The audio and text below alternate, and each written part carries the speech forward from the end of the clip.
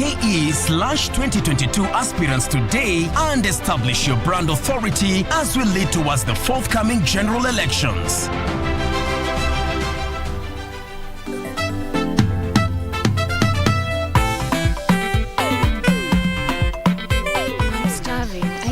As well.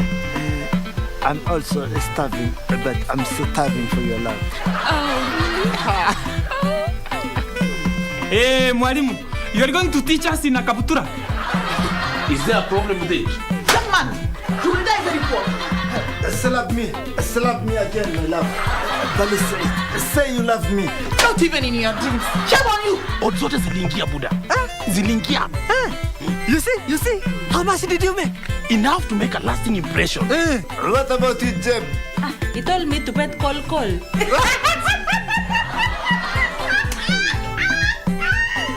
Classmates, every Saturday on KBC.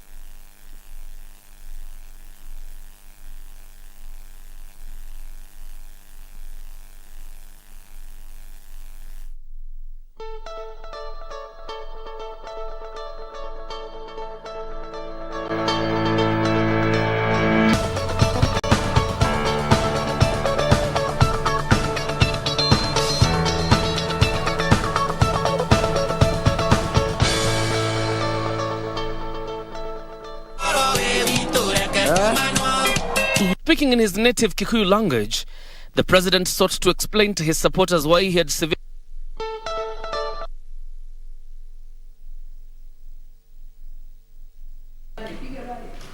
Siski anything. Joy, anything.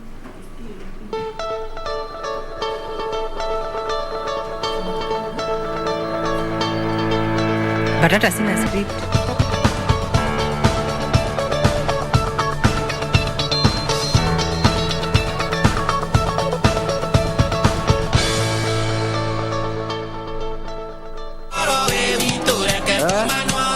You are in time for Good Morning Kenya, this day being the 24th of February 2022. I'm Regina Manyara, as we do it every Thursday. This is a new Friday, so we're going to be bringing you up to speed with those stories that have been making headlines in the last 24 hours, as well as lots of entertainment. So yesterday, Sagana 3 took place.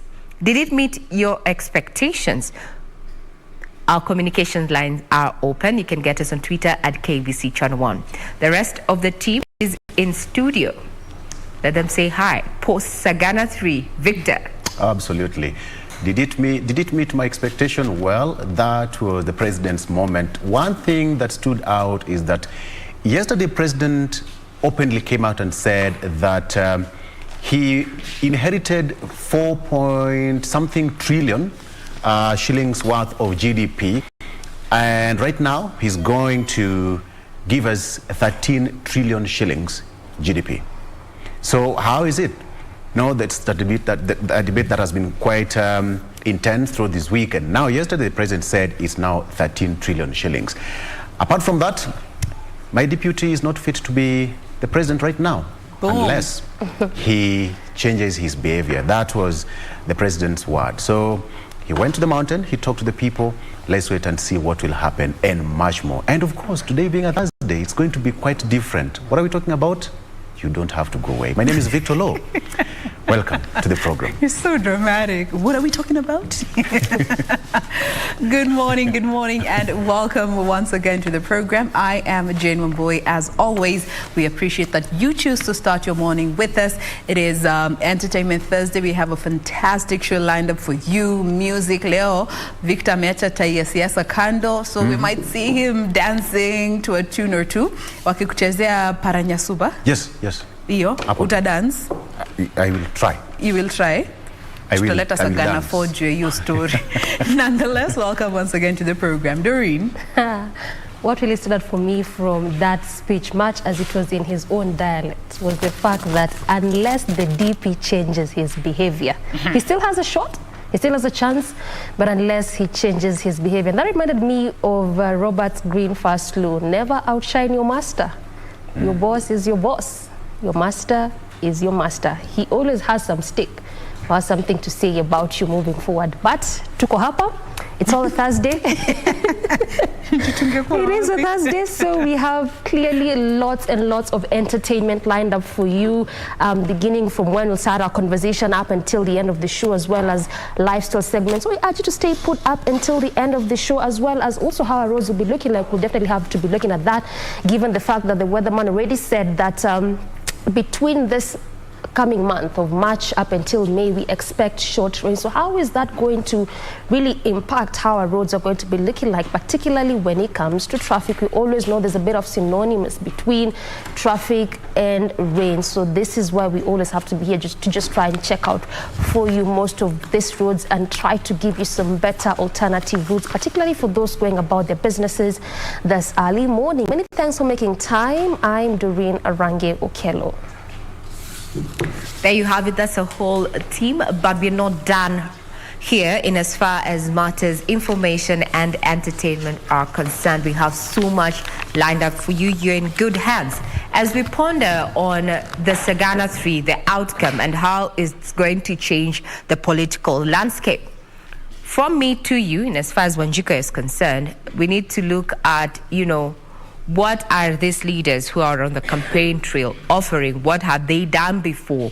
What haven't they achieved? And are they ready to really see through what they had promised to come to fruition by the time we change over or transit to the new government? We need to be a little bit more prudent in electing our leaders. We start off with the news. A quick breather. We'll be right back.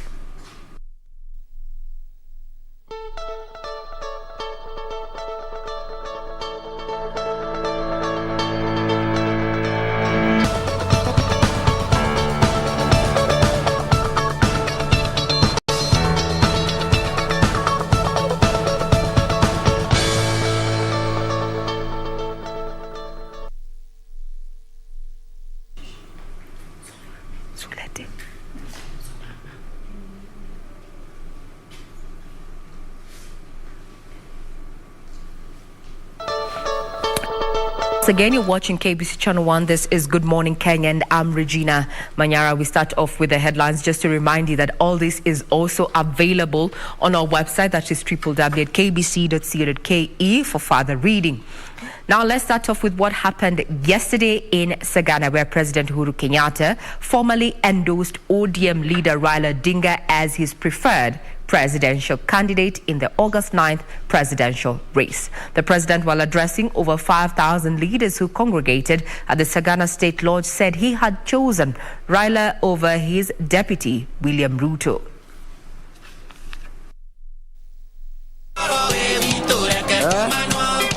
Speaking in his native Kikuyu language, the president sought to explain to his supporters why he had severed ties with his deputy, William Ruto, to support ODM leader Raila Odinga.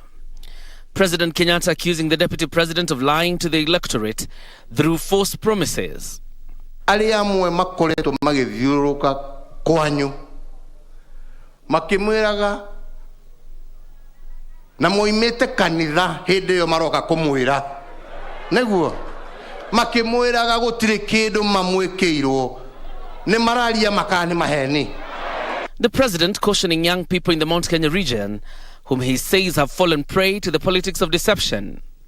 Vizazi ambavyo wamezaliwa kutoka mwaka wa 2002 wameona mambo hii. So mategemeo yao ni makubwa na ni sawa, ni haki yao. Lakini ni vizuri pia wajiulize yale ambaye yametendwa tulikuwa tumetoka wapi. Wengi hamjui vijana. Ni sawa? Ni sawa, mkija mkiambiwa ni kwa sababu mmeona yale mmeona. Lakini ulizeni wazazi wenu wametoka wapi. President Kenyatta spilling beans on the deputy president, claiming his lieutenants had stolen 3 billion shillings meant for the construction of the Aurora and Kimorel Dam, proceeds being used to entice the clergy for support. Woka haha na bese hiyo ralia ne bese siagereirwo no gutwarira ando Elgeyo Marakweti damu bilioni 3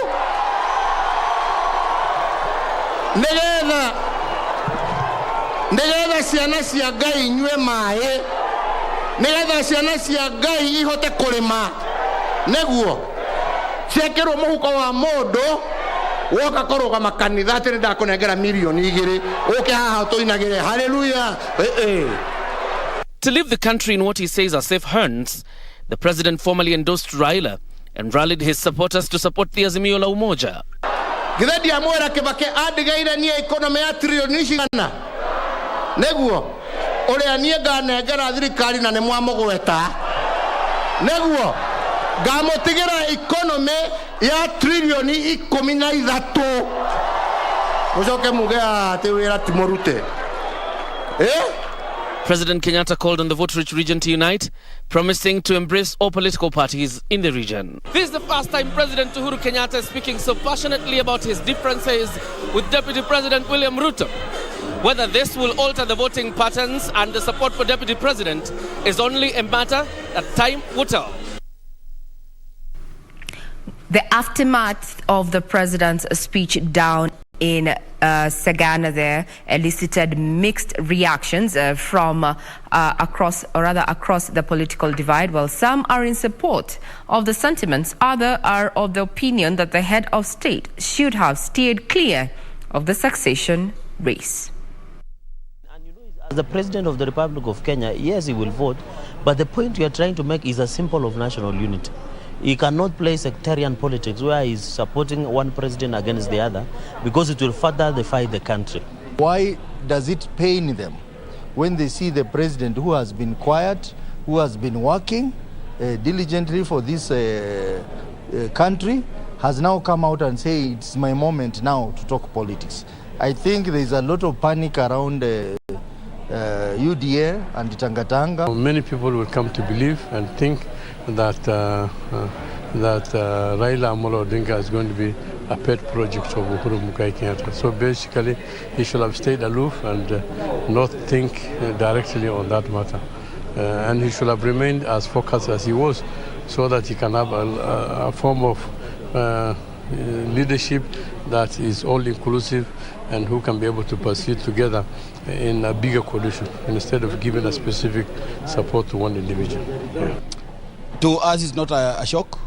We were prepared for it, and our supporters knew that that's what was eventually going to happen.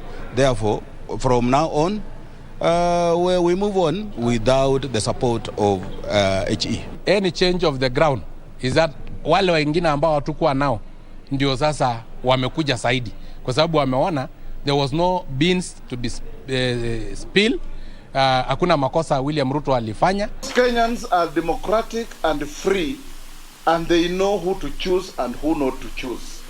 The moment you appear to impose anybody on them, they will reject that imposition. Are your sentiments after that a particular speech by President Uhuru Kenyatta down in Sagana yesterday? Remember, our Twitter handle is open to your feedback. You can get us at KBC Channel 1. My Twitter handle is at Ray Manyara. Did the president meet your expectations yesterday down in Sagana? We're open to your feedback. Remember to include where you're watching this particular broadcast from. Now, away from mixed reactions, while that was happening down in Sagana, Deputy President William Ruto took his brigade to Makueni, saying if he's elected, his government would focus on reviving the economy. The Kenya Kwanza Brigade was in Makueni County on the 10th to popularize its bottom-up economic model to the expansive Ukambani region. Deputy President William Ruto hitting out at his opponents in the Azimio la Umoja, terming them as having no transformative agenda. Please, we are asking our competitors, stop trying to use the president the man we elected, who has completed his duty.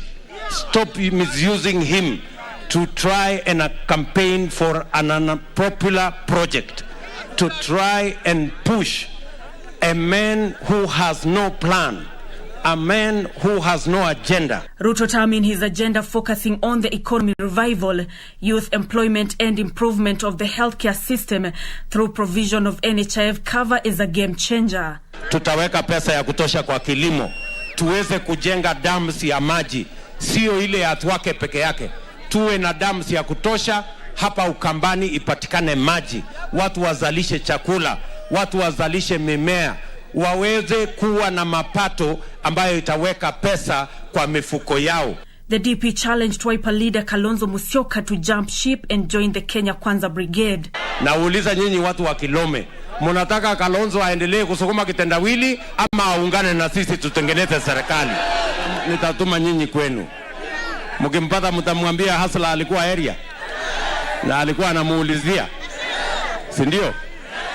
His sentiments were echoed by ANC leader Musalia Mudavadi, who accused Odinga of having shortchanged the NASA principles in their previous coalition. Yeye akasema kwamba hatagombea kiti tena. Na sisi tulikuwa tunajua kwamba kama hatagombea ataondoa jam, Kalonzo atakuwa mbele. Sera zake especially za bottom up ndizo zimefanya wananchi wa Kenya wote wala wa kawaida kumpenda sana. Tutaunda serikali ya wananchi wa Kenya ambaye ni wakereketwa ya kuangalia maslahi yenu. Wakati huu ni wakati wa siasa, na mnajua ile kiti deputy president anaitisha, mutampatia. Deputy President William Ruto took the Kenya Kwanza Brigade to woo voters in the Ukambani region, maintaining that the bottom-up economic model is the best bet yet to transform the nation. Nancy Okware reporting from Uvete area of Kilome, Makueni County.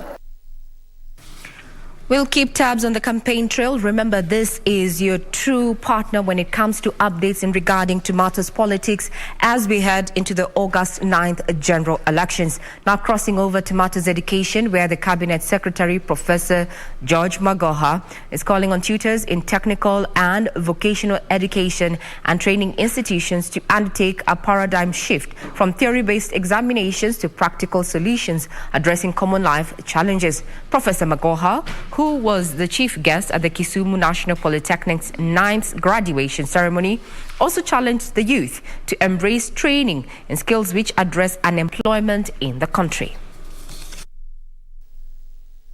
Magoha at the same time urged the TVET institutions to tailor their programs in line with day-to-day life demands and cut on business courses which he noted have flooded the job market.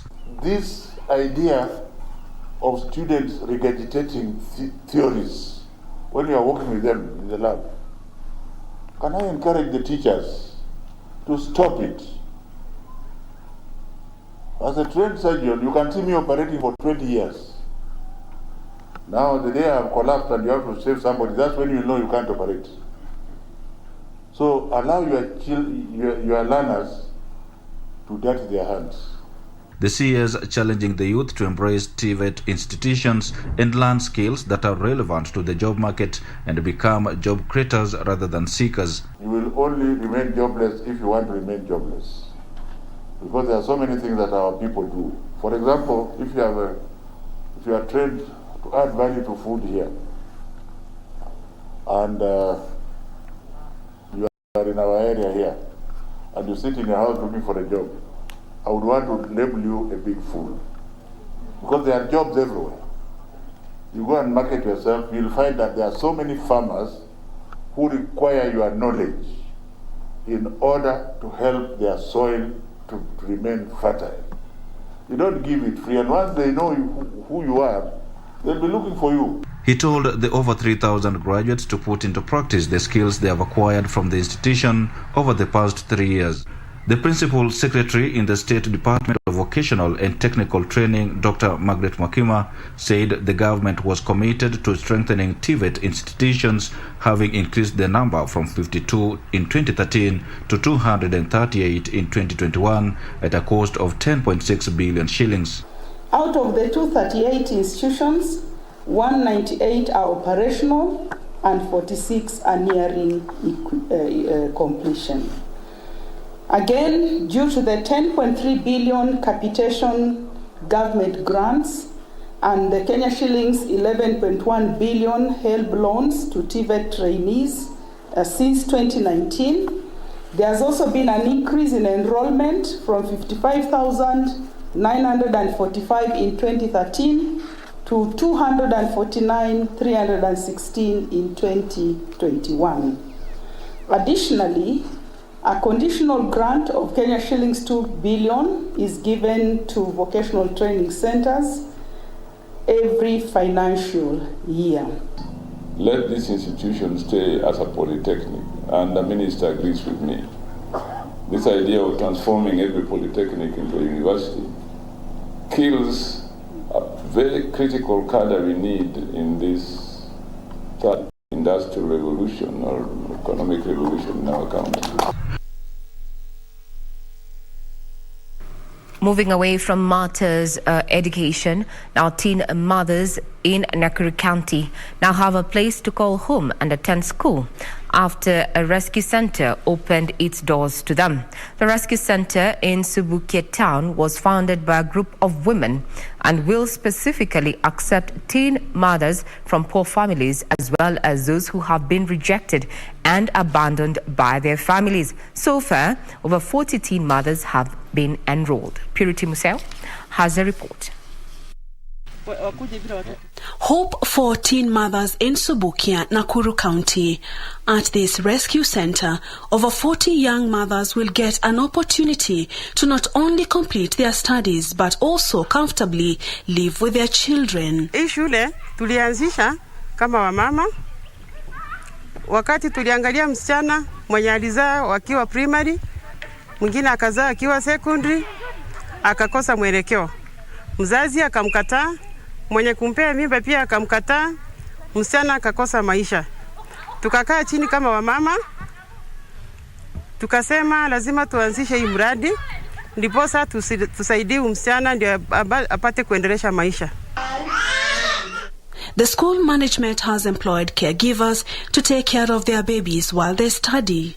And after the day's lessons, the girls are reunited with their babies. When the mothers, they come from class, they usually come and wash their hands, and then they go inside to breastfeed the babies.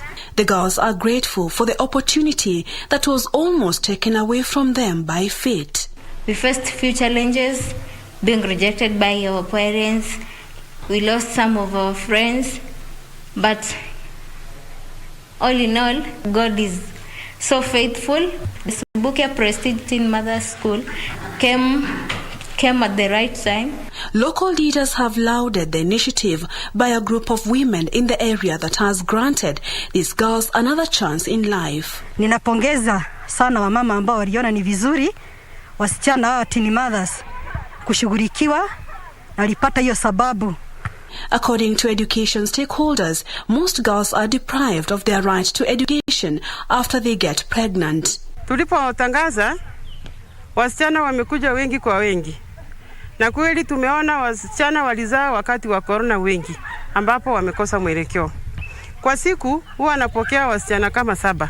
Ukisikia venye msichana anakueleza hata jinsi alipopata huyo mtoto wake, mwenyewe unasikia kulia. The school's principal now urges both national and county governments to roll out similar projects across the country and empower young mothers. Over to the counties where over 3,000 residents of the hunger-stricken area of Ngomeni in Mwingi North constituency Kitui County have received a food donation courtesy of a non-governmental organization. The locals, while lauding the kind gesture, urged the government to take cue and supply them with the much-needed relief food. This and more stories in our county's news roundup. The David Musila Foundation donated 400 bales of maize and wheat flour to the residents of Ngomeni in Mwengi North to cushion them against drought. Tumetarget like 3,000 people kutoka Ngomeni ward, ili wote kila mmoja tuhakikishe ya kwamba ameenda nyumbani na kilo 4 za unga wa mahindi. Meanwhile, plans for the national examinations in Trans Nzoia County are in high gear, with over 50,000 candidates set to sit for their national examination this year across the country. County Commissioner Sam Ojwang said there will be no room for malpractice. Si wale ambao tunasimamia mambo haya ya kwamba hawa watoto wanafanya mtihani kwa njia ambao iko na integrity, kwa njia ambao ile watapata kama results ni ile ambao tu waliweza kuweka kwa mitihani. Elsewhere, Bere Southern Geoffrey Kingangi has denied claims that his Constituency Development Fund Board cannot account for the 23 million shillings as claimed by some quarters. We have nothing to fear. I have not taken anybody's money. There are no ghost students in this constituency. In Isiolo County, a gender policy has been unveiled to govern the implementation of various projects and programs that are gender-specific within the county. This policy will now really help to ensure that the issues of domestic violence against women, against girl child, against those kind of things will be eliminated.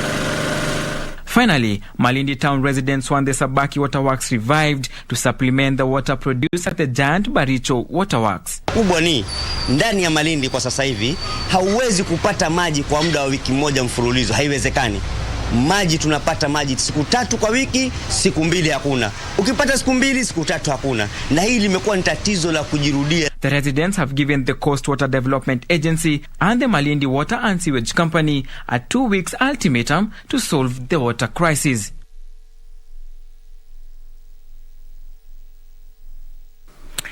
Now, before we cross over to matters business, is breaking news in as far as matters of the world are concerned, is that Vladimir Putin has gone to war after announcing a special military operation with the aim of demilitarizing and denazifying Ukraine.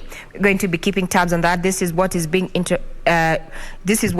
broadcast by by several international broadcasting firms. At this point, we get to confirm that, but once we do, you will be in the know. Now, on to matters business is that landlords will be required to give tenants a 90-day notice before increasing rent if the Landlord and Tenant 2021 bill is enacted into law in its current form. The bill, which is in its second reading at the Senate, further proposes introduction of price controls for rent based on the market value as opposed to landlords arbitrarily setting the rent. Landlords and tenants have on most occasions been at loggerheads over rent increments and forceful evictions. This can be attributed to poor regulation, as existing laws have gaps that fail to clearly stipulate the tenancy relationship. The Landlord and Tenant Bill 2021 requires landlords to give tenants a 90-day notice for increasing rent and structures rent increases. The landlords have always been, giving the rents the price they wanted, depending. They could even change within no time and without even giving notice. But this bill then will help the tenants because the rent will be based on market values. The aspect of this bill that mandates or that decrees that in order to raise rent, there has to be a process, there has to be a form of hearing, a form of engagement, and other considerations is highly welcome. If adopted in its current form, landlords will not be allowed to evict a tenant who fails to pay rent without involving the rent tribunal. It is also very important to note that in this bill, it talks about a duration where if the eviction is not carried out within a stipulated period of time, I think it is 60 days, then it lapses. Somebody is staying in your property, but they are not considering you having suffering because you do not have any other. Probably you wanted the rent charges to pay the mortgage. However, Narok Senator Ledema Olekina took issue with the bill for not spelling out where tenants' deposits will be safeguarded during the period of occupancy. One, to define how the tenancy deposit will be handled during the period of the deposit, whether it will be a custodial account, or rather the government protected scheme, or whether it will be an insured account. And the tenants needs to know their rights. The debate there, majority, you're either a landlord or a tenant, and landlady, so to speak, just to be, gender balanced there. So it's either you're renting or you own a home. So indeed, this is going to change how things work, especially in the rental space and the real estate sector in general. Now we cross over to matters agriculture, where members of the National Assembly are irked that the National Treasury omitted a 1.4 billion shillings kitty for the fertilizer subsidy program in the 2021-2022 supplementary budget, which they want included. The legislators debating that this parliamentary budget said the amount will be used to stabilize fertilizer prices ahead of the planting season as the government explores long-term measures of lowering the cost of fertilizer. Farmers have been grappling with high cost of fertilizer that has seen the retail price of the commodity rising to about 6,000 shillings, up from 3,500 shillings in 2021. Legislators are worried that the increased fertilizer prices might ultimately push up the cost of maize flour. If production is not checked, it means we are going to import maize. And when we import maize, Honorable Speaker, it means at the end of the day, we are going to increase the cost of production and everything is not going to work for the country. Kabla hatujakata kauli ya kutoa msimamo wetu, waweze kutoa taarifa ya jinsi mikakati imewekwa ya kusaidia mkulima ili aweze kupata mbolea kwa bei nafuu. The National Assembly wants the National Treasury to urgently include the 1.4 billion shillings meant to stabilize fertilizer prices in the supplementary budget ahead of the planting season. We had requested for about 15 billion to be able to sort out the issue of subsidized fertilizer in this country, especially this time when fertilizer prices are very high. And the cabinet has not given a feedback, which we should expect that they should move very fast. We were able to do the supplementary and make some adjustments where we put in 1.4 billion to be able to subsidize fertilizer so that as we await cabinet's decision. Even if it's going to be in a supplementary budget, Mr. Speaker, that this fertilizer can be provided for the farmers as quick as possible, because as we speak, Mr. Speaker, it has started raining. And when it starts raining, Mr. Speaker, very soon it will be planting season. Earlier this month, the Agriculture Ministry said the fertilizer subsidy had been depleted to 1.2 billion shillings, while about 8 billion shillings is needed to subsidize the fertilizer. To the sporting arena, where Kenyan players registered mixed results as the curtains came down on the Parkland Open Squash Tournament at the Parkland Sports Club in Nairobi. The one-weekend event, which attracted players from several African nations, saw 18-year-old Arna Mladi being the top-placed Kenyan after reaching the quarterfinals of the tournament. The national squash team head coach Prince Mukuka says the tournament gave a good platform to upcoming and experienced players to showcase their talents. 18-year-old Arna Maldi, who qualified to the quarterfinals of the tournament, is optimistic of making it to the Kenyan team for the Commonwealth Games slated for July 28th to 8th August in Birmingham, England. The Kenya Squash Association targets to use such tournaments to expose players and gain experience that would play a pivotal role in growing the standards of squash. The tournament was used to select players for national senior and junior teams ahead of the Commonwealth Games and African Youth Games, which are slated for August in Cairo, Egypt. Channel on Sports, I'm Nora Mongi. Well, that puts a cap on matters and news. Remember, further details are available on our website. That is www.kbc.co.ke. wish you a pleasant viewing ahead and a great weekend, so to speak, because Thursday is a new Friday. We take a quick break. When we come back, we're going to be focusing on what the various dailies have in store for us this Thursday morning.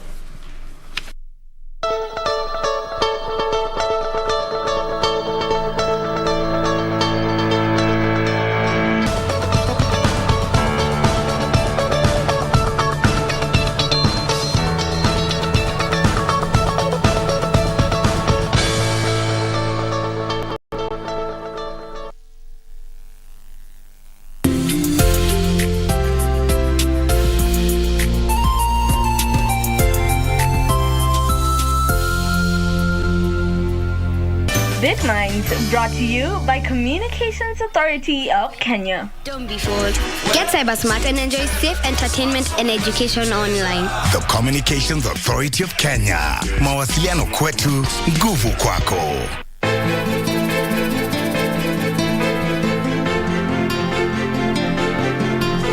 Mimi sitaki vita na wewe. Yaani nitafute mahali kwangu na hapa ni kwangu tayari. Kila siku namuosha, mbona sioni birthmark? Huu ni mtego mama. Mimi sina imani kabisa na huyo Kate. Mama, yani mama. Sitaki uhusiano wote mimi na wewe. Si biashara, si jingine lolote.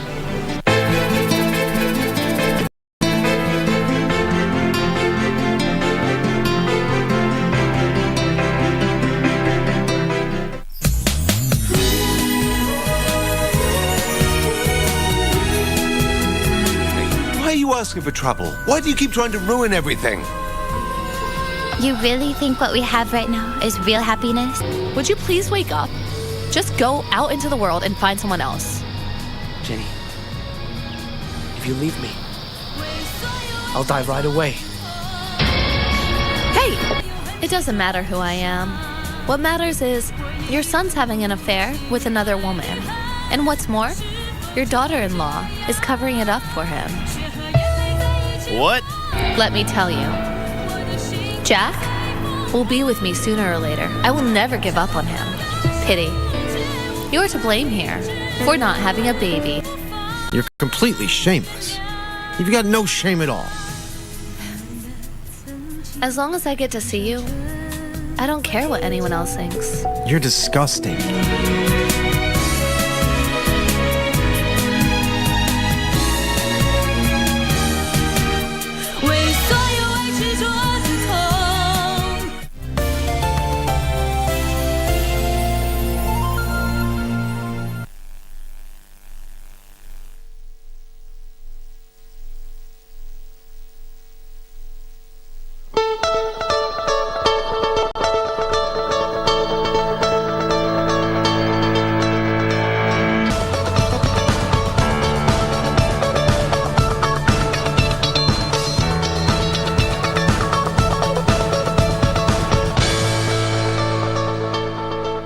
All right, so let's take a look at what's on the front pages of our local dailies. I have got two newspapers here. I have the Star and the Standard. Let me start with the Star. Raila is my man, Ruto bad for Kenya. That is Uhuru. Kenyatta accuses Ruto of running a campaign of lies in Mount Kenya fueled by stolen funds. That is what happened yesterday at Sagana State Lodge. The president said that actually he endorsed Raila Odinga, saying that the former premier best experienced to steer country. That is what's on the front page of the Star newspaper. On second page here, I was offered cash to withdraw from ICC, according to the third witness, the third prosecution witness in the case against lawyer Paul Gisheru. On Wednesday, told the court that she was offered to withdraw. She was actually offered cash to withdraw from the ICC. The witness said that the attempts were made after she had provided statement to the prosecution in regard to the violence that rocked the country after the 2007 general election. Very quick, Raila is my man. That is the main story here. Ruto bad for Kenya. The president said that told Kenyans that DP Ruto was linked to graft and stole project funds meant for the people of Mount Kenya and elsewhere. He donated the money to churches, according to the president. For the first time, Uhuru publicly asked his Mount Kenya backyard to strongly support Raila Odinga, saying that the country would be safer in his hands. All right. Of course, in verbatim, a lot of things, quote unquote, I'm asking you to support Raila Odinga, Raila means well for the country, etc., etc. You can take a look at that story in details. Kenyatta support for Raila won't work, says Ruto allies. They said that they argue that he lacks capacity to deliver strongholds to Azimio team. Now, the sentiments were made by Murang'a Senator Irungu Kang'ata and MPs Kimani Ichung'wah of Kikuyu and Isaac Mwaura, who is nominated senator, who said that the call came late as the people of Mount Kenya have already decided who they will vote for come August 9th. And they're talking about Deputy President William Ruto. And yesterday, the president actually showcased his track record, saying that he has delivered to Kenyans. Must say that he did not deliver 100%, but to some extent, he did his best. Now, let me say this. Uhuru said that while the Kibaki administration left behind 5 trillion shillings GDP, his government will leave the country's wealth at more than 13 trillion shillings.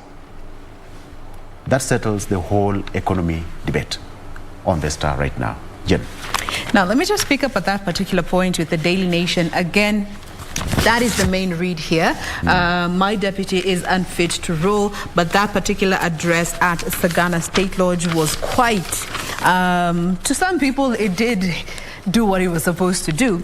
But the president did actually had a PowerPoint presentation narrowing down the milestones and the progress that he had brought to the counties in the mountain, because there was conversation from allies of the deputy president, among many other critics, that he had ignored the mountain. But he actually had a PowerPoint set up to actually show the projects that have been undertaken in the 10 counties in the mountain, from the 582-kilometer Mao Road. And he actually, looking at the figures that were estimated, the combined economies of the 10 Mount Kenya counties was now estimated to be 3 trillion Kenya shillings, which is equivalent to 30% of the country's entire GDP. So in his own words, of course, which he spoke mostly in Kikuyu throughout the entire address, he did say that they need to stop saying that he hasn't done much for the Mount Kenya region. And on the other hand, while the president was giving his address, we have allies of the deputy president who, on the other hand, said that President Kenyatta had failed the people of Mount Kenya and vowed to reject Azimio la Umoja once we get to the ballots on the 9th of August this year. They went on to accuse President Kenyatta of falsely stating that his deputy was dishing out funds, claiming that this is misleading information. And actually, according to Murang'a Senator Irungu Kang'ata, he said that the president had ignored the thorny issues that are pressing the country, which range from youth unemployment, insecurity, and the high cost of living. He said that the president actually should be addressing the concerns around insecurity in Laikipia and Lamu. He should have also addressed the harassment that businesses are facing, especially small and medium enterprise businesses. He also said that, he needs to look into address the concern for businesses that revolve around KRA and the Directorate of Criminal Investigations, as opposed to criticizing the deputy president for his help in running the country for the past 9 years. That is sort of a response to the president's address right there, which is actually the main read on this particular daily on the front page. The other story is in regards to food. Again, the hashtag lower food prices is still soaring high on the social platforms. Here now there's a piece concerning the prices of rice, where you will now have to pay more for a plate of rice. And let me just give you some details on this particular story, because it is quite pressing, and especially for the farmers, because this information did come from the farming community in Mwea, in the Mwea irrigation scheme in Kirinyaga, where they are saying the cost of producing a kilogram of rice has increased by 12 shillings, which was initially 30 shillings per kilogram of rice. Now they are spending 42 shillings for the same quantity, which is estimated to be a 40% increase. And looking at some of the other aspects that come into play when it comes to farming, and that is particularly so fertilizer. Looking at the top dressing fertilizer, a bag used to cost 1,500. Now a bag is going for 3,400 Kenya shillings, more than double the price. And also looking at other fertilizers, and the example that they have given here is the NPK fertilizer, which used to cost 2,500. Now it ranges between 6,400 and 7,000 Kenya shillings. So consequently, these prices will be translating to over-the-counter and retailing prices that we get to spend as the common mwananchi. That is the front page of the Daily Nation for you this morning. Doreen. Uhuru, here is my case against William Ruto. That is the main header this morning on the People's Daily, just going by the president's speech yesterday as he was speaking to Mount Kenya. He obviously also took a tip on church leaders, saying that they should not lie to Kenyans just because they have received stolen money. He also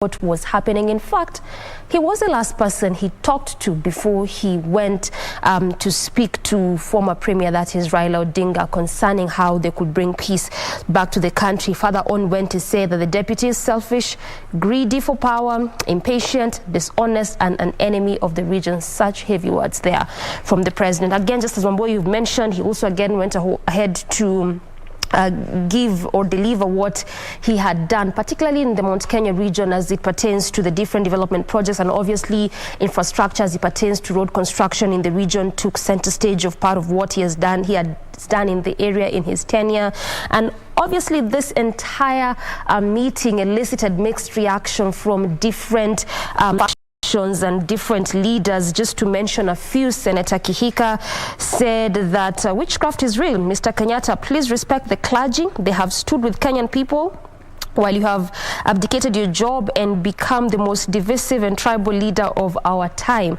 Don't judge lest you be judged. This is after, of course, what the president said concerning church leaders. We also have different mixed reactions. In fact, some saying that the President Kenyatta is the least studied leader, political leader, yet the most talked about political leader. So even as that is happening, again, the president yesterday also urged private sector to see how best they can boost in terms of finances, and this is in respect to see how they can channel money. This is during the 7th replenishment cycle to the Global Fund, to see how they can boost finances when it comes to the fight against HIV, AIDS, TB, and malaria in the country. And slightly away from that, there's still an ongoing strike in City Hall as they have downed their tools since Tuesday, of course, decrying issues of unmet needs and paid salary, and they say that they shall not relent up until they get intervention from the government on these various issues. So when I get the details, I'm telling you particularly what some of these issues are, aside from just the salary beat that the City Hall workers are crying off. And lastly, relief for politicians on academic papers. This is as the Kenya National Qualifications Authority, KNQA, DG, that is Juma Muhwana, said that they will not undertake any vetting of academic certificate for political aspirants for the upcoming general elections. So a bit of relief and a reprieve for aspirants who do not perhaps have the required academic qualifications, just as it has been mentioned there by the Director General. Victor. All right, on the Standard now, Uhuru, why it cannot be Ruto. Uhuru, why it cannot be Ruto. The president confronts rebellion in his backyard, and in a no-holds-barred criticism of his deputy, Sagana State Lodge explains why he has ditched him for handshake partner, setting the stage for a bruising battle for the heart and soul of region that has been leaning towards the DP. That's what's on the front page of the Standard here. And Ruto cleared to visit the UK and the United States, giving you details briefly. And this is some of the sentiments about what the president said about Raila Odinga. He said that support Raila Odinga. A man seated can see very far compared to a lad on a tree. I choose to sit with Raila. If Ruto mends his ways, we may support him in future. And on Ruto, he said, You cannot give us huge amounts of dubious money and then tell us which way to go while carrying the Bible. You are one who will go to hell. End of quote. Gloves are officially off. Okay, and quickly on to the second page, fourth page actually. Fiery president speaks on why he fell out with Ruto.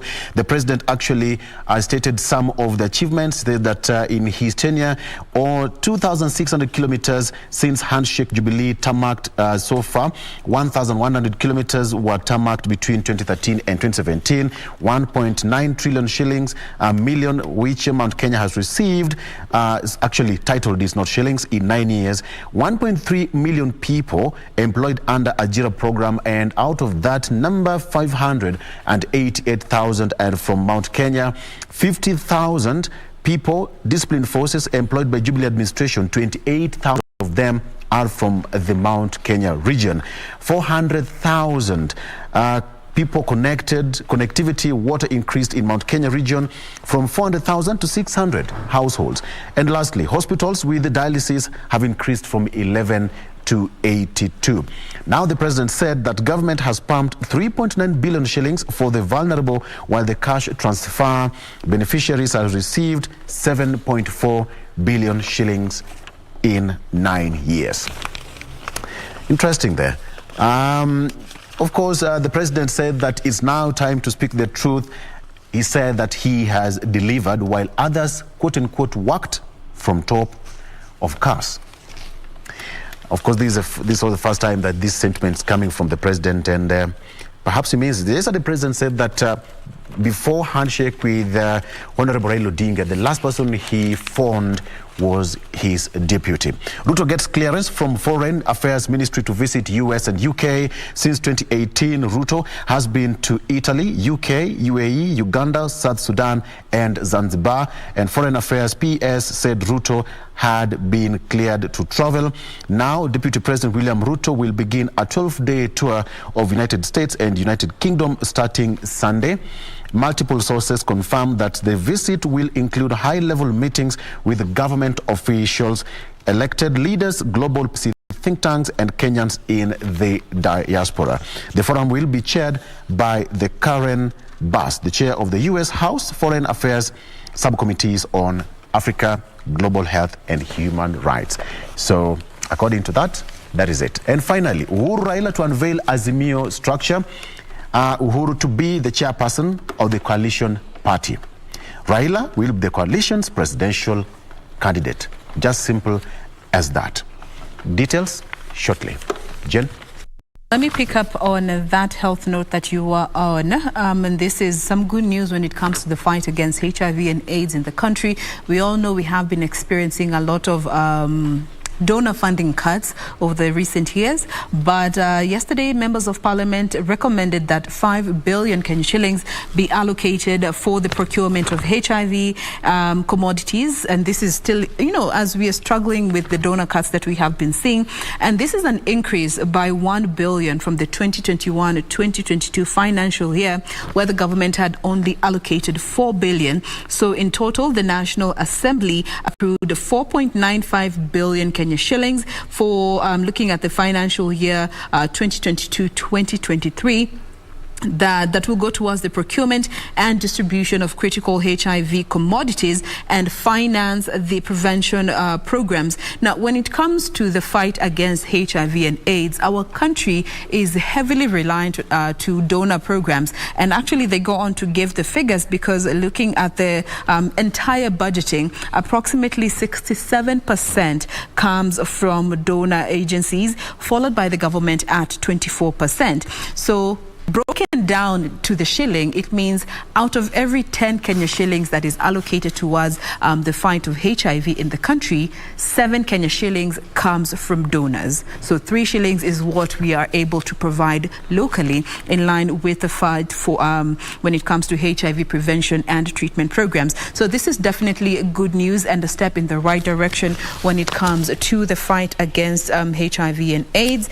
Now, coming to the other piece here, Huduma number is central to CBK's digital payment bid. So you will soon each and every individual will soon need a Huduma number in order to send money or basically make any transactions using your mobile phone.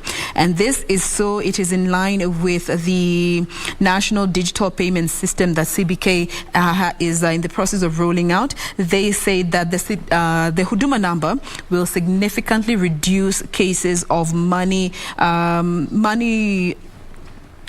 fraudster cases when it comes to the online platform, given our country has experienced rapid growth over the past 10 years when it comes to mobile money, and it also remains to be the platform that is heavily abused by fraudsters in this day and time. So of the 38 million people that did register for Huduma number back in 2019, those that haven't registered or did not register for the Huduma number, you will be required to have one in order to make any transactions over your phone. Doreen, tukifunga hii maneno. Tukifunga hii maneno, so let's see the pioneering women MPs who were honored. This happened yesterday, and these are the Kenya's first female MPs, Grace Onyango and former Karachuonyo MP Phoebe Asio. They were recognized this year during the Trailblazers Award. The duo was honored by the government for their outstanding contribution, particularly in promoting gender equality and women empowerment in the county, in the country rather. Onyango was the first woman to be elected Member of Parliament in 1969. She was also the first woman to be elected Mayor of Kisumu in 1967. Asio received a recognition for working tirelessly in pushing for empowerment of women and girls. And remember that also this comes at a time whereby there's a lot of urgency for women to just see how they can vie for elective posts. And again, remember that also we had this on the dailies on Tuesday, whereby women are being urged to also go and register as voters, because this is part of the only way they can be able to get into this decision-making tables, as well as just be on the political space as leaders.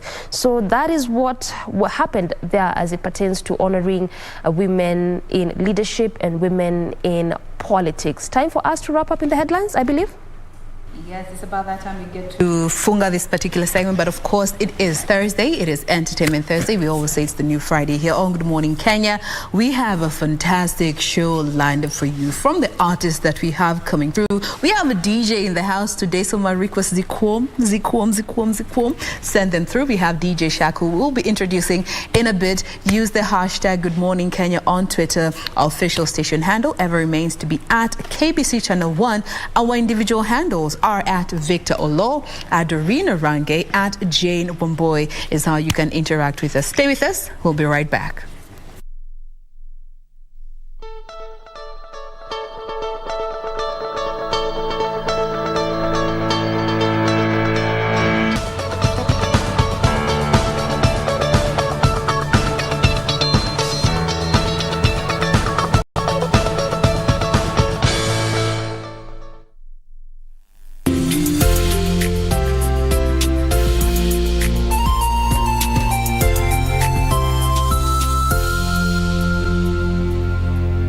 Keep abreast of the developments live from the National Assembly and the Senate. On our members of parliament.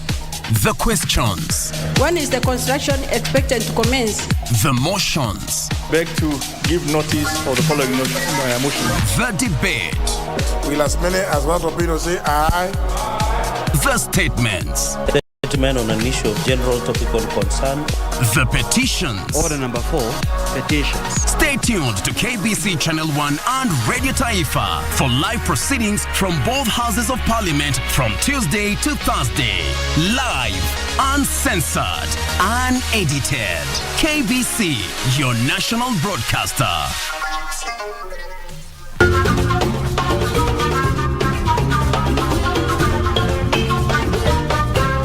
Wiki hii kwenye mkulima tutakuza matunda ya karakara, tomato na makadamia. Kupanda makadamia inachukua miaka kama 7 hivi. Hii ilichukua miaka 7. Nikapanda disi katikati. Alafu ikiwa kumbwa disi kaisha. Nikaanza na 500 pieces ambayo wakati huu navuna na ninauza. Na ni vizuri kusema hata I'm not meet hata demand ya matunda ambayo yanatakikana na market. Basi usikose kujiunga nasi Jumapili saa 9:30 kwa mseto kamili wa kilimo hapa KBC Channel 1.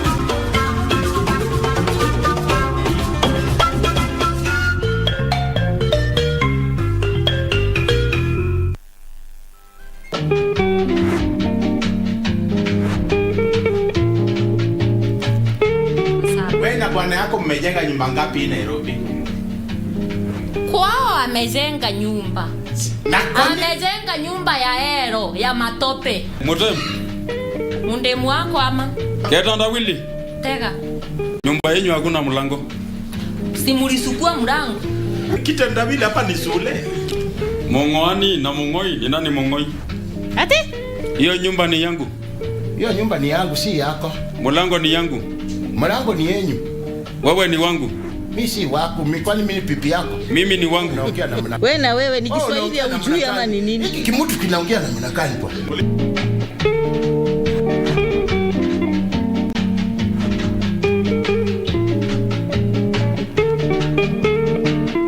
Mundos divididos por una sombra de traición.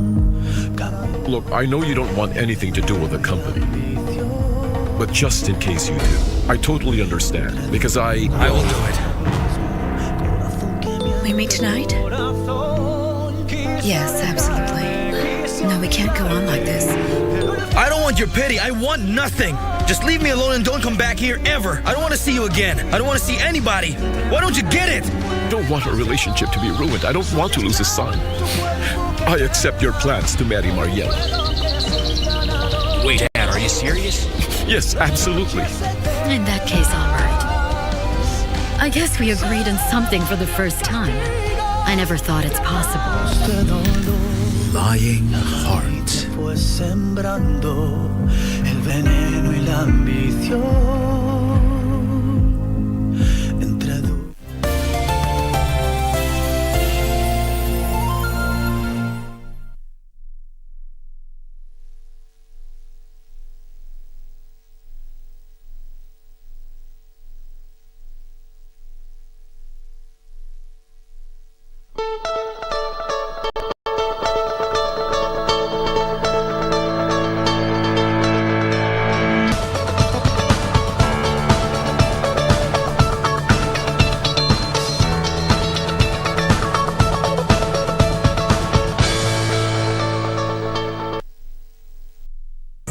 Wanaotamak, maforeigners, wale makwa wamehama, machoko swale jiji, kwa pia ni mama.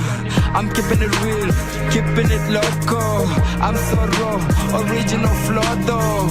And Nairobi, ay. It's magic when I'm on the mic, I'm saying ay. Ain't no city like my city, oh no.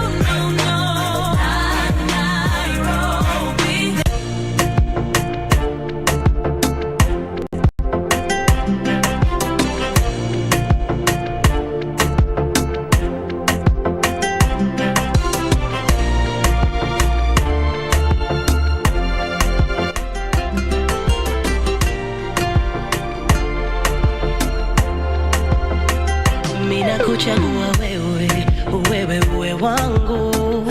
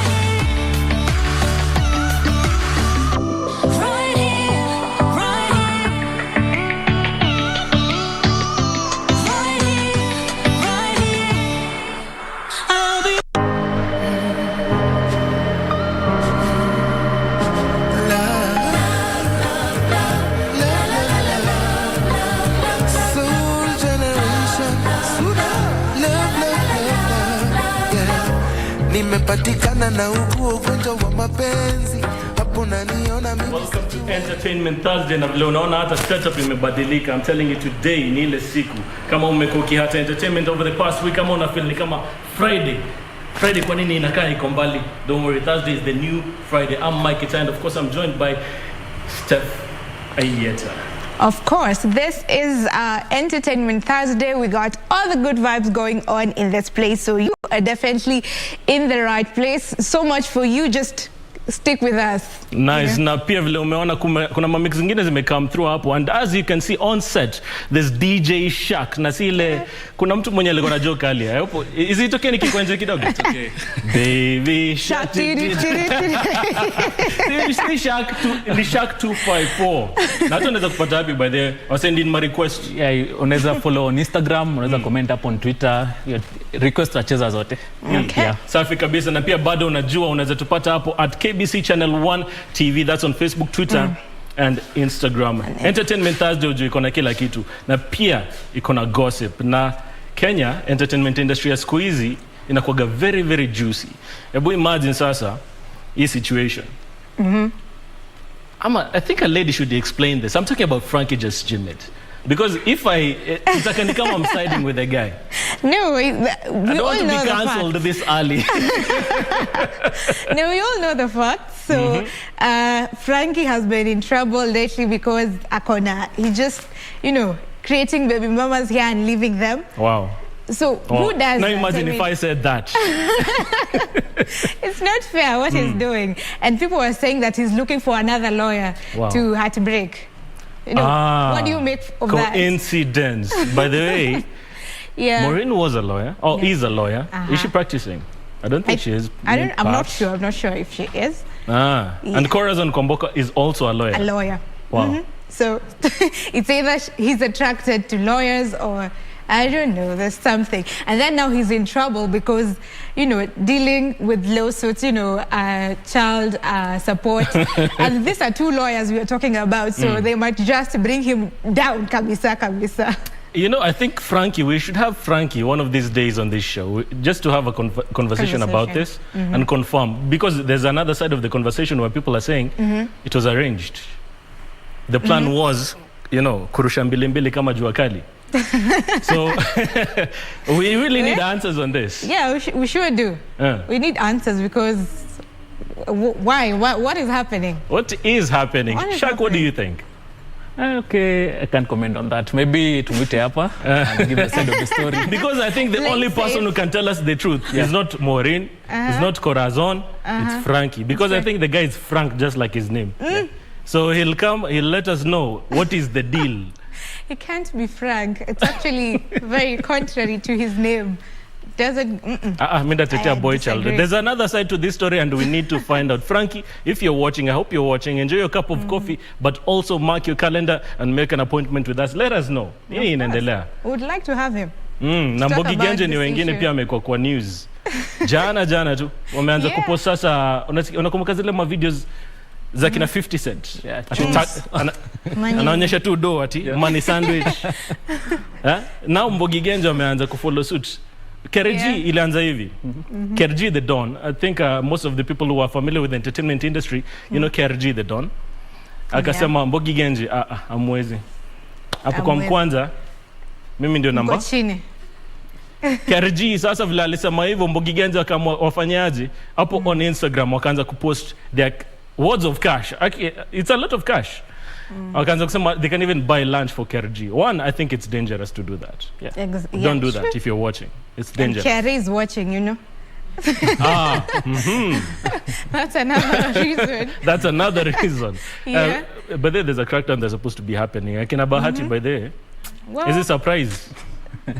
They need to be accounted for. Yeah, they need to be telling us where's this money coming from. Because I think what we're seeing doesn't really amount to, the money that we think is coming in. And when you really think about it, look at entertainers. Who is the biggest entertainer right now in East Africa? We could say, Diamond Platnumz. Oh, sure, we could say. I'm not saying he is.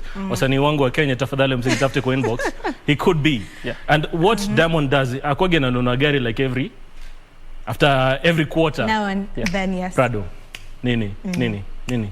Bahanye lakini, what is going on? No, what is going on? The gifts are too much. Amani acting. It could be. Watu wengine wanasema ni kiki. You know what Eric Omoni did a while back? He came with a house, nice house, and then he said he bought it, but we came to know that it was a Airbnb. So we don't know if Bahati's house is actually there. Yes, I'm a BNB ingine. Ama ni BNB ingine, ama tu ni story ingine. But You know? what are the lengths people go to just for clouds? When you really think about, because Eric Omondi is a really good example stuff, because you remember on that property on the wall, alikomendika president of comedy. Exactly. So he made a plaque. He went ahead and made a plaque. Yeah.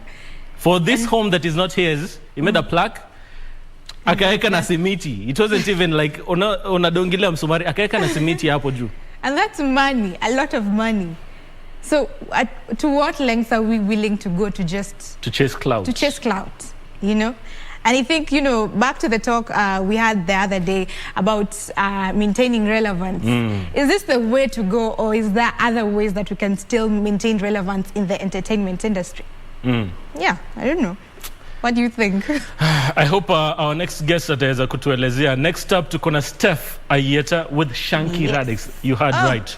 Shanky Radix is in the building. Ako hapa kutuambia amekuwa wapi. Ngoma ndo hizo zimecome through. Na ni kale tu kama vile tu zilikuwa ile time. Bado zinakuja na ile fire. Yes, you know how people say the music them days was the real music. So we want to know why Shanky Radix went, and the music he's bringing back. Is it the same music? Is it taking us back to where we were? Nice, nice. Yeah. And that's all after this break.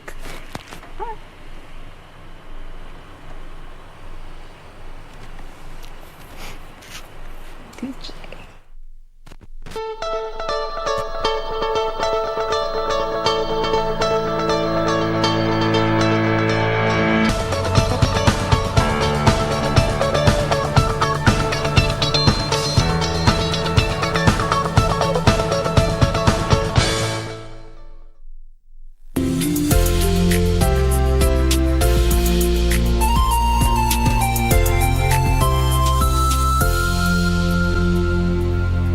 This Minds brought to you by Communications Authority of Kenya. Don't be fooled.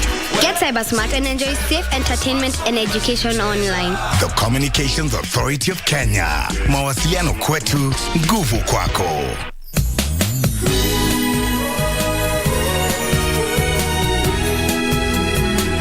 Why are you asking for trouble? Why do you keep trying to ruin everything? You really think what we have right now is real happiness? Would you please wake up? Just go out into the world and find someone else. Jenny, if you leave me, I'll die right away. Hey! It doesn't matter who I am. What matters is your son's having an affair with another woman. And what's more, your daughter-in-law is covering it up for him. What? Let me tell you. Jack will be with me sooner or later. I will never give up on him. Pity. You're to blame here for not having a baby. You're completely shameless. You've got no shame at all. As long as I get to see you, I don't care what anyone else thinks. You're disgusting.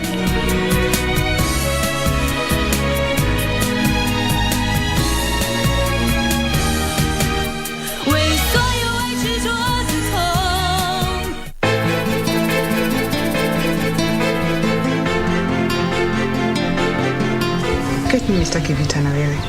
Yaani nitafute mahali kwangu na hapa ni kwangu tayari. Kila siku namuosha, mbona sioni basmak? Huu ni mtego mama. Mimi sina imani kabisa na huyo Kate. Mama, yani mama. Sitaki uhusiano wote mimi na wewe. Si biashara, si jingine lolote.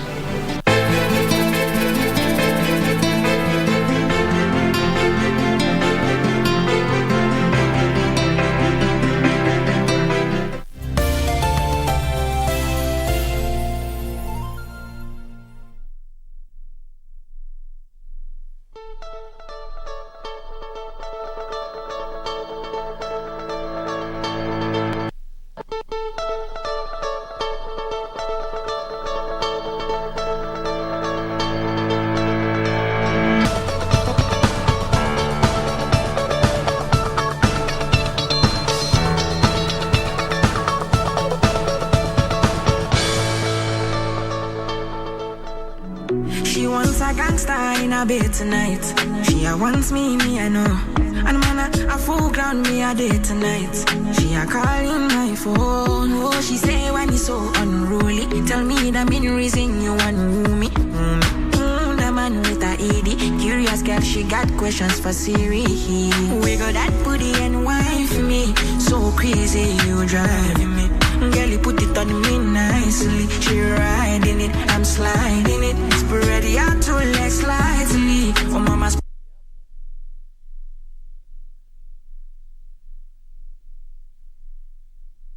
them so widely. Beyond guy won't die for me. She have to die for me, yeah, yeah. Bounce your body away, bounce you out. Girl, you go down, not to south. Sure you agree, I know fish out. Yeah. Bounce your body away, bounce you out. I'm on no scream, no to shout. Yeah. No loud them, no loud them. Ninja boy, me not fear nothing. Me, I'm like money and they smell like meat. Me not come for you every day flaunting. Yoruba, the money, they knock anything. Burning the midnight with a Riesler. Man, cock me rifle just to ease a Gina. Better quickly stop the teaser. Give what belongs to Caesar, to Caesar. We got that booty and wine for me. So crazy, you driving me. Girl, you put it on me nicely. She riding it, I'm sliding it. Spread out two legs slightly. Oh, mama, spread them so widely. Caribbean guy won't die for me. She have to die for me, yeah, yeah. Bounce your body away, bounce you out. Girl, you go down, not to south. Sure you agree, I know fish out. Yeah. Bounce your body away, bounce you out. I'm on no scream, no to shout. Yeah, no loud them.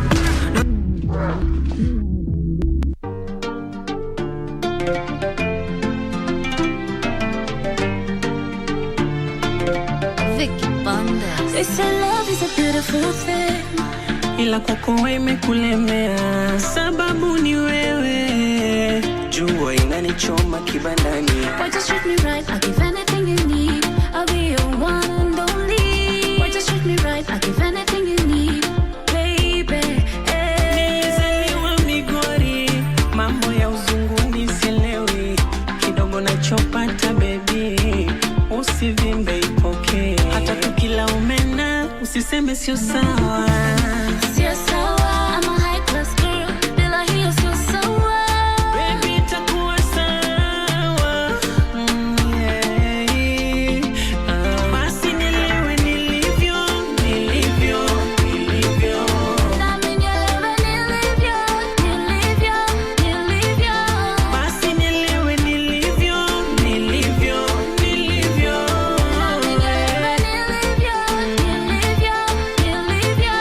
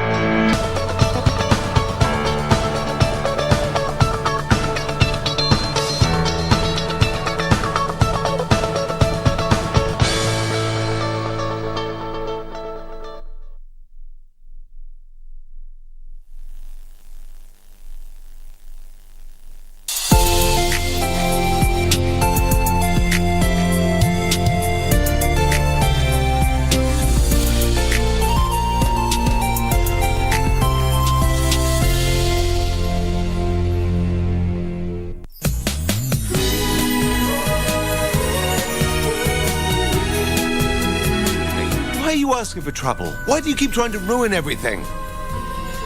You really think what we have right now is real happiness? Would you please wake up? Just go out into the world and find someone else. Jenny, if you leave me, I'll die right away. Hey! It doesn't matter who I am. What matters is your son's having an affair with another woman. And what's more, Your daughter-in-law is covering it up for him. What? Let me tell you. Jack will be with me sooner or later. I will never give up on him. Pity. You're to blame here for not having a baby. You're completely shameless. You've got no shame at all. As long as I get to see you, I don't care what anyone else thinks. You're disgusting.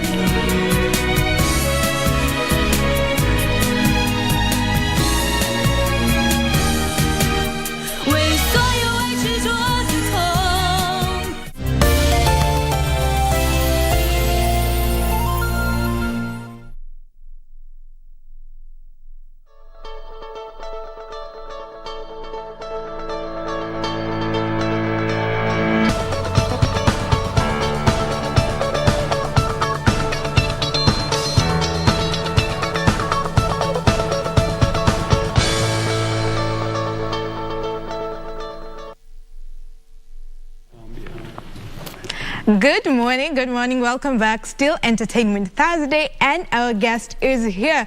We have Shanky Radix on air today, live for you. And if you know this song, you definitely know who Shanky Radix is. You know, Bambika Bambika Naingoma Noma. We'll play that later on. Yes, so Shanky Radix, welcome to the show. Blessings. We're glad to have you. Wow. You are a music legend. Straight. How does it feel? Feels great. I'm humble, you know. It feels great, and the vibe is so mutual. Okay, Yeah, and you yeah. received an award actually, a Golden Mic Award in was it 2013? Yes, my dear, 2013. 2013, Yes, okay, yes, we'll get to that. Yeah. But first tell us, where have you been? Because people are asking, you know, we've had Shanky Radix, but he went away for some reason and we don't know why. So where have you been? Well, actually, I've been around and about, you know, just doing my own stuff and all that. Trying to, you know, like, to get some things done right. You know, we're aging up with time.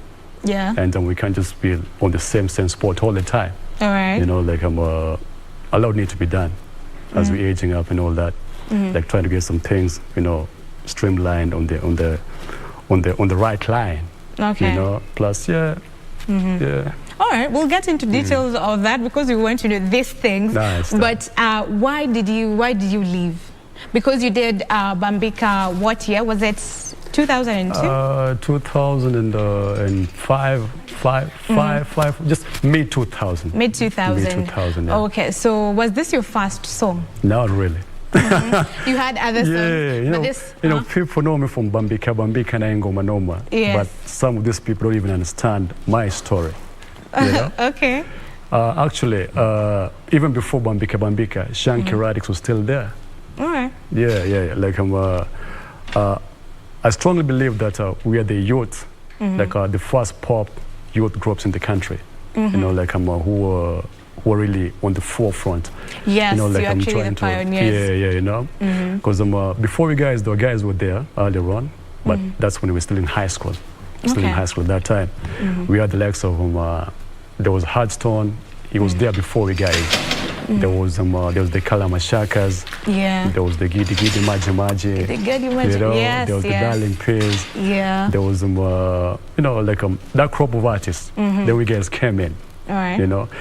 So before Bambika, I was still doing music. Because with me, I started doing music when I was still in high school. That is way back.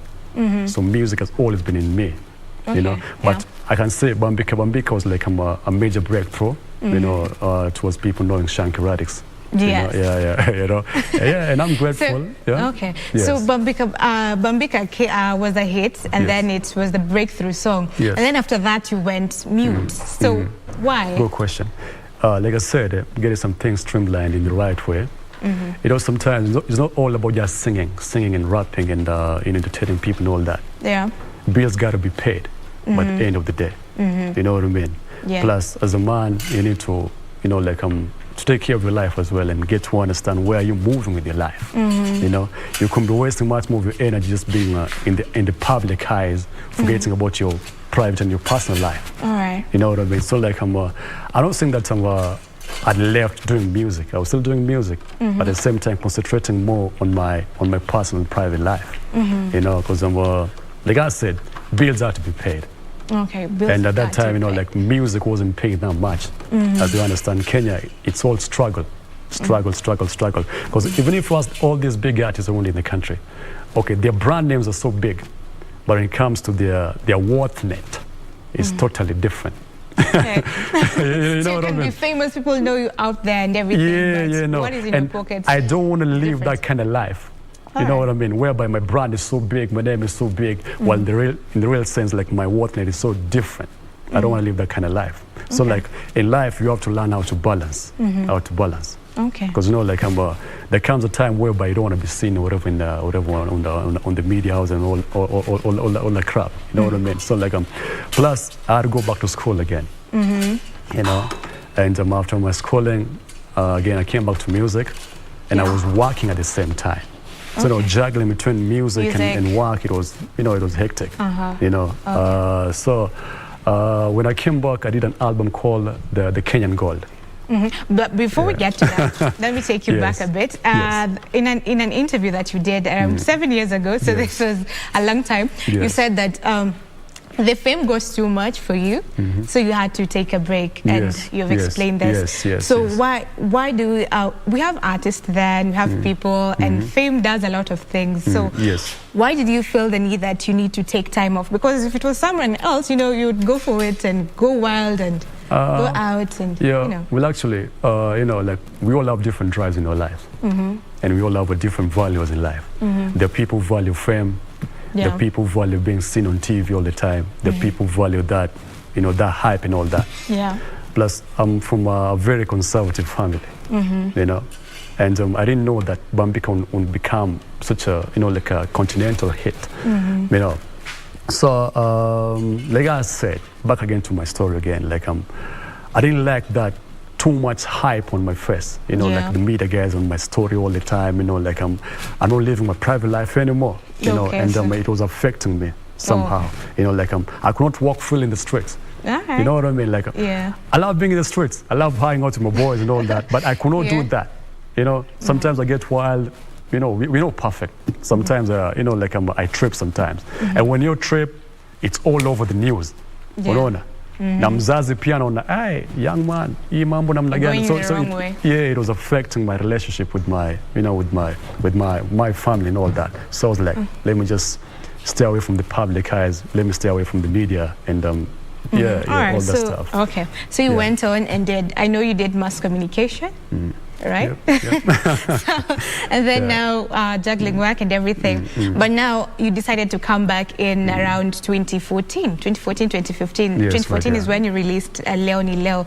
But you know, coming back, did you feel the pressure? Because when you started out music, you were in a group, you were with Red Sun. That's way back. Way back. You were with Red Sun, and we have, you know, Lyrical. I was with you too. So did you feel the pressure because they were way ahead in music, and now you are coming back? Did you have to start from zero? Did you feel the pressure? How was it? Not really. I felt nothing. No pressure at all. No pressure. Like I said, every person has their own drive in life. The people have different values in their lives. You know what I mean? The people value fame. The people value this. The people value that. You understand? Me, I value things being done the right way. You know what I mean? So like I'm happy for anyone who's there. Whoever feels that is ahead of me, I'm happy for them. You know what you know what I mean? I'm happy for them, and I'm not complaining at all. You're walking your own journey. Yes. Plus, I have my own dreams, and I have my own ways, and I have my own targets, and I have my own market that I'm trying to target. I'm not here for competition, sweetheart. I'm not here for any sort of competition. Because music is not a competition in the first place. You know, music is a mission. Music is here to entertain people, educate, and to elevate souls. So when you step into music, you want to understand what are you doing, what are you trying to do with music, because music is not a playing thing. You know? And we'll get to that when we ask you about, you know, we do a comparison of how music was and how music is now. So now you get back into the industry after a long time. Was this inspired by the fact that you won the Golden Mic Award? Because this you won in 2013 and then 2014 you came back. So was this an inspiration to come back, or what inspired you? Well, actually, like I said, I started doing music a long time ago. So music has always been in me. All right. You know, it's not that years here and there. Music, you know, music chose me. I didn't choose music. You didn't choose it. Okay. So it has always been me for a very long time, you know? Yeah. Plus, like I said again, so that I'm not here for any sort of competition, and I'm not here just to mention names and all that. But yeah, I'm here just to do my own stuff at my own pace, at my own vibe and all that. Plus, I'm here to take my art towards the international level in a much more rightful manner. You know what I mean? I don't care about the hype. I don't care about the hype and all that. You know? So like, I have my own targets and I have my own levels of understanding. I'm in a different level of understanding right now as we're talking. I've grown with time. Okay. And I've seen the struggle of the industry and I get to understand the struggle. Plus, I'm much more smarter now and I'm much more wiser okay, than I used to be. Yeah. Okay, so now you're wiser. So what lessons have you learned now from... Like I said again, don't let your image become so big than your personal life. You know, because it will get into your life, it will come and affect your life. You see, we have a lot of artists that we started with, and you know, the hype got somewhat into their head, and this really affected their personal life. You know, so one thing people need to understand: don't ever mix the public life and your private life. All right. You know, your personal life is your personal life. Isikuingie kwa kichwa uko nyumbani kule udhaniwe ni star, unataka ustar pa kwa hao. Ushanipata. So like those are two different lives. All right. You know, so like plus get to know how to like how to go about your stuff and all that. Like I said, don't mix the two. Don't mix the two. Your public life and your private life. And personal life. So that is the main lesson you've taken. Yes. Plus get to understand what pays your bill. You know, what pays your bill, man? So now is music paying your bills because you left because, you know, things weren't adding up, finances weren't adding up, so now is it paying? Like I said, music is in me. Yeah. And I'm not just doing music for the love of money. You know? I'm not doing music for the love of money. You know what I mean? Yeah. If it was for the love of money, I will not be here. Okay. Because after all, in the whole industry today, in our whole country, okay, God forbid, and Paul kama na choma mali fulani. You know, like I don't see any artist around there in Kenya who can say his worth net can be measured to, you know, to whatever, to some of our continental counterparts. You know what I mean? Okay. It's all hype, but real life they've been pressured. You know, so like get to understand how the vibe goes. Plus, I'm not here trying to do it for the love of money, but I'm here to pass my peace of mind to the world and express myself to the world how I feel through music. Through music. Yeah. So like even right now, I'm here to emphasize more on an initiative that I'm starting. That's going to be countrywide. Okay, we'll talk about that again. So when you came back, how was the reception? You've said you don't really care about the hype, but you know. Great. As you know, like if you're good, you're good. If you're blessed, you're blessed. Kama iko ndani yako. So reception ilikuwa sawa. Super. Plus, you know, like when I came back, like I had like some of the top-notch like slots in the country, you know. But I came back, I even was meant to represent Kenya in the Big Brother Africa, you know.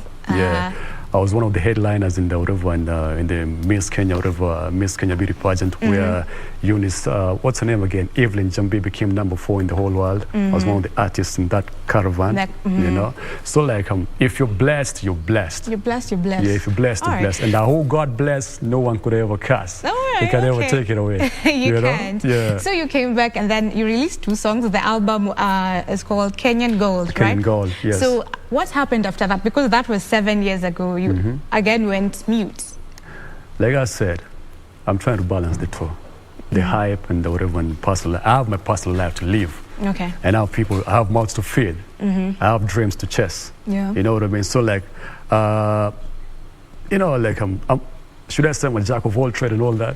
Okay, I get you, but do you think at some point you'll be confusing the audience? Because at one time you're back and the audience embrace you, you know, the people love you, and then it's like you go mute on them. You know, it's like in a relationship. So you're together, and then after some time, the person vanishes, no talk, and then comes back after a year, tells you, "Oh, so darling, how you doing?" You know, it's sort of like that type of relationship. Actually, contrary to what it's saying, I didn't go like mute. I was still recording. But we weren't seeing it. Yeah. So that listen, I'm not very good on the social media. You know, we're living in an era of social media. If you don't see something on the social media, like, but it's very much around. You know, like Yoko, amefanya mambo mingi sana, unajua? Yeah. So like, if you don't see me on the social media so much, don't think that I'm not here. So you're somewhere. I'm just somewhere trying to study in them. Yeah. Okay. Yeah. All right. So now you're back, and we want to know, before we get to matters that you're doing now, the initiative. So tell us the comparison. You know, how the music industry was then and how it is now. Well, actually, things have changed. Like I said, things have changed, but not really, because there ought to be talent in the first place. When we guys were starting, social media wasn't that prominent. Yeah. You know, like we can like deliver, you know, our stuff like one-on-one in the radio station and the TV station and all that. You know, like that hustle was so real. The hustle was real, actually. Because most of the music from old school, they've just recently been uploaded on YouTube. It's not like how it is now, right? Yeah, so like the hustle back then was so real. It's not like today, where, okay, you know, the world is still evolving. Yeah. Nani pole, and I get. Yeah. So like social media, these platforms that we have here today, it may say the younger generation so much. I'm not saying that we all do anything. Yeah, we're there, but we didn't tap so much into that line of social media and all that. Unaona? So like the vibe is so different. Kitambo iko vile saizi mambo iko. Unaona? Mtoyama amka asubuhi amerekodi ngoma kwa phone, no, da kwa simu, amepost kwa YouTube, anangoja views, anangoja likes and all that. No, you guys, we were not waiting for views and likes. You know, back in the days, no, you had to, you know, put your shoulders on the wheel, get out there. You know, if you're good, you know, like prove your worth on the stage. You know what I mean? You cannot just sit down behind a camera and be like, yo, and all that crap. No. You want to prove yourself on the stage. Plus, there was something called visibility, you know, the physical visibility. You know, like nowadays, we don't even know these people, but they're there. You know, they're all over the, you know, the social media and all that, the internet. But I'm not complaining because we have to evolve with time and all that. It's a good thing because internet has really made it easier for, you know, for our product to be, you know, to be taken to the other world much more easily. It's now global. Yes. It's a good thing, and thanks to, you know, how do you call them, Bill Gates and his, you know, his clique and all that. Yeah, man, blessings. All right. Yes. So apart from that, in terms of value, how people value music, has it changed? How it was and how it is now? Like I said, people are different. The way you're wired is not the same way the other person is wired. There's some people who value like lyrics, some who value style, some who value swag, some who value, you know, like different other stuff. So it depends what you're looking for into that music. Okay. Because music is music. And music has always been there for years and years before you guys were born. Music was there from the time of creation. Right. You know, it just style and swag no mkunya change kila wakati. So it depends on what you want to listen to. Are you listening to the instrumentation? Are you listening to the lyrics? Are you just watching that guy you love singing on the TV and all that? Oh, he looks hard and all that. What are you looking for in that music? Check it. So people wired differently. Yes. Okay. So now, as we come to a close of this conversation, we want you to tell us what you're doing now, what to expect from you before we actually get to sing it out, to perform.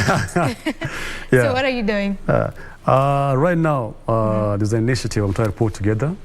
It's an initiative called the Peace Tour. Peace Tour, whereby we're looking forward to go around the country in the name of promoting peace, love, and unity. You know, as we all understand, we're heading towards our general elections right now.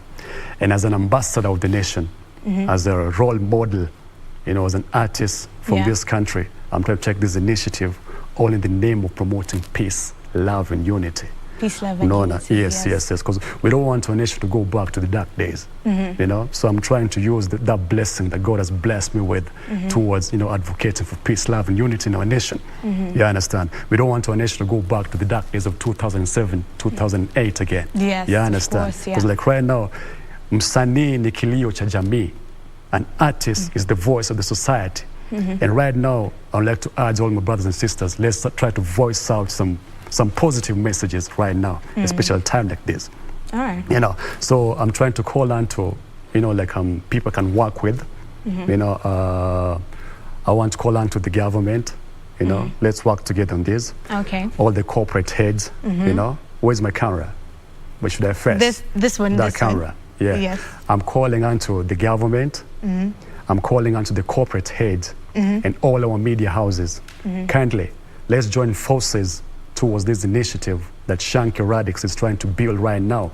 You know, I'm trying to, you know, come up with a strong team, and we cannot do these things all alone. All we right. need your support, and not just the locals only. From the United Nations, let's talk. From the European Union, let's talk. Madam Jane Marriott, we love you so much. Mr. Eric Nidler, the American embassies and the American community, we guys, we can work together all in the name of promoting peace, love, and unity. And I'm very easy to find. If you really want to talk with Shanky Radix and his group and his initiative, let's keep on talking. Let's keep on talking. I'm very easy to find. You can find me on whatever on the social media platforms. And there's a number I'll give you guys that you can always talk, all in the name of promoting this initiative towards the country. You know, we cannot do these things all alone. You know, we want to work with you guys, and you know, like we understand music is the only thing that has no boundaries when it comes to tribes, religion, and our status quo. Music cut across each and every boundary, you know, and this is the only thing that can bring people together. So I'm urging all our country people, from the government, I repeat again, Mr. President, we love you so much. Kindly, if you're listening, if there's somebody who can get through, our DP, we love you drive and all that. Yeah, the Prime Minister, kindly, let's talk. And all the diplomatic communities of Africa, all the diplomatic communities around here in Kenya, let's talk in the name of promoting peace, love, and unity. So where can they find Shanky Radix, yeah, sorry? Where can they find you? Where can they find me? Let me give them a direct number. All right. If you really want to talk with Shanky Radix and the team, you can find me on 0723 967 166. And I repeat again, 023 967 166. Or you can hit me up on my social media pages from the Facebook, the Twitter, the Instagram. Yeah, I'll get back to you and we'll talk. So all these people that I mentioned from the diplomatic communities, let's talk. Let's talk. So your social media platform is? Shanky Radix. Shanky Radix. Shanky Radix. All right, thank you, Shanky Radix. It has been a pleasure having you around. Super. So before we can't let you leave before you perform a song. So which of the songs that you have done do you want to give us? Well, actually, I know people know me from Abambika na ingoma noma ako sababu tumeanza tutakoma na in the remix tumesasafisha na kuwakilisha na imetoka bombshell yeah DJ do you have wala DJ wala hash take it out ingoma pili litwa hivi inaitwa peace nenda hivi hatutaki siasa za chuki in our communities. Hatutaki siasa za chuki in our community. Nairobi tunataka peace, love, and harmony. Blessings, my people. Why? Yes, why? Okay, thank you again, Shanky Radix. Yes, DJ, do you have any of the tracks to leave us with? Bambika. Bambika, yes. Bring back it to Bambika. Do you guys have a microphone or Taking something? you back in the days. Straight. Yeah. All right. Yeah. Take it away, DJ. So just do it over here? Yes. Straight. Just over here. Bambika. Lyrical Enrico. The Shanky Radix. The remix. Abamika na ingoma noma. Akosa baanza tutakoma. Na ile remix tumesasafisha na kuwakilisha na imetoka bombshell. Abamika na ingoma noma. Kwa sababu tunaanza tutakoma. Na ile remix tumesasafisha na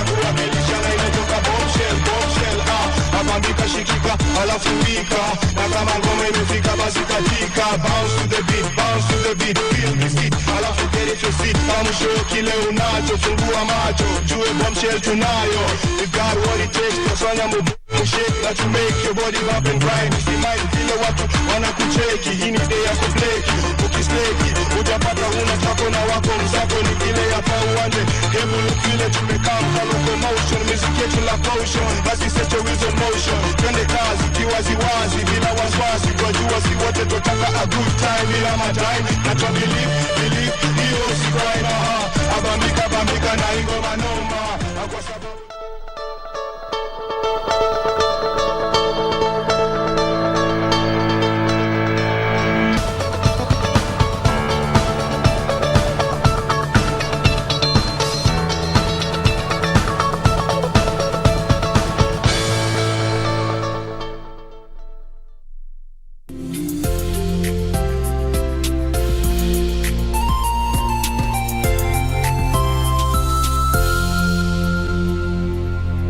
Bit Minds, brought to you by Communications Authority of Kenya. Don't be fooled. Get cyber smart and enjoy safe entertainment and education online. The Communications Authority of Kenya. Mawasiliano kwetu, nguvu kwako.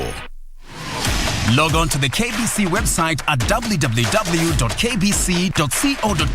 to get the latest breaking news, entertainment, sports, politics, lifestyle or business trends from Kenya and around the world. Never miss new episodes from your favorite TV shows, reruns and movies. Just stream online or watch live on your YouTube channel at KBC Channel 1 TV shows. For the day's biggest stories, trustworthy news and family entertainment, log on to KBC Channel 1. Watch what you want anytime, anywhere.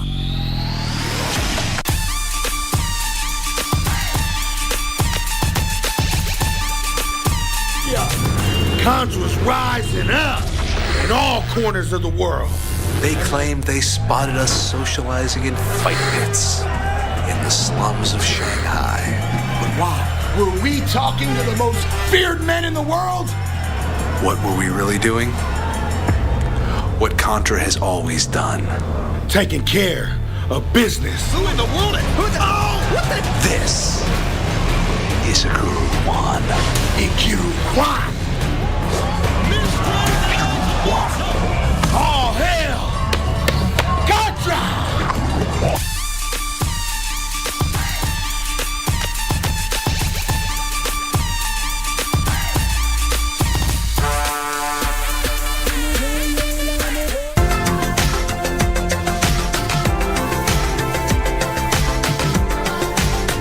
Physical exercise has significant benefits for your heart, body, and the mind. It helps in preventing some of the diseases such as non-communicable diseases, including diabetes and cancer. On your health show, we talk about physical exercise, why it's important, and it's all about burning the unwanted fat. 1, 2, 3, 4, 5, 6.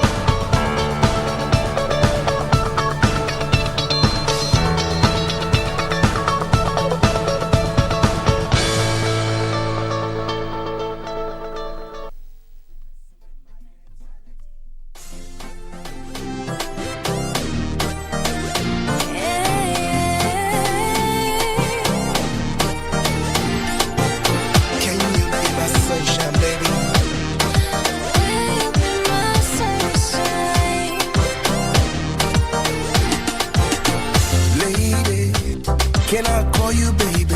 Call me baby. Baby, can I get your number maybe? Maybe. Nataka tu juane, nataka tu onane, nataka tu elewane, nataka tu pendane. I see you want to me.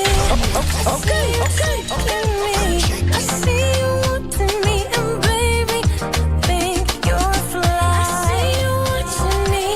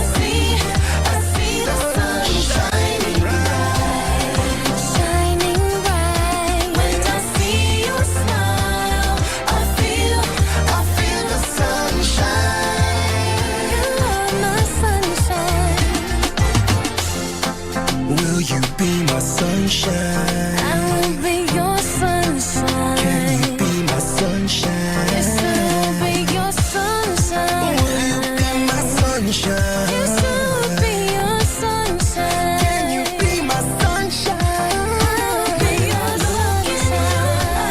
I see the sun shining. I see the sun shining bright. When I see your smile, I feel the sunshine. You are my sunshine. When I look in your eyes, I see the sun shining bright, shining bright. When I see your smile, I feel the sunshine. You are my sunshine. Will you be my sunshine? Lady, can I call you baby? Lady, can I get your number, baby?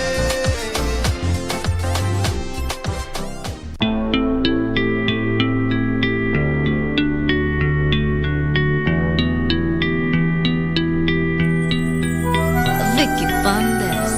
I won a jackpot yesterday. Baby, can I fly you away? Hey, I don't wanna live on Earth. Baby, can I fly you to Mars? I wanna love you for life. Atakamani the last days of our lives. I wanna love you forever, hold you tonight. You bring back the fire, you bring back the memories. For our love is a beauty, baby. Nataka tujenge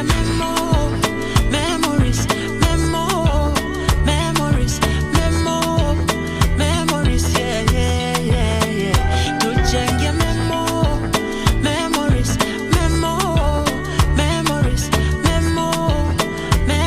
now, baby. Memories hujengwa na picha, tukizipost pale Insta na hata pia Twitter. Yeah, yeah, yeah, yeah. Memories ni birthday ikifika, Ferrari nikikupa. Anything you want you get, anything you want you get, I'll buy for you. A house in Hawaii, then twende shopping Mumbai. We cruising my yacht in Dubai. Yeah, yeah. Nataka tujenge memories,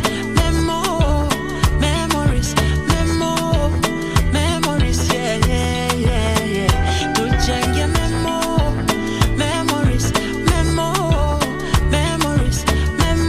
memories, now, baby. Jiachilie, ukianguka we nishikilie. Yeah, yeah. Jiachilie, ukianguka we nishikilie. Yeah, yeah. Nataka tujenge memories,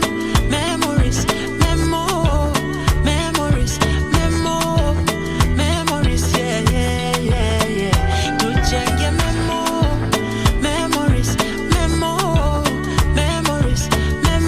memories, now, baby.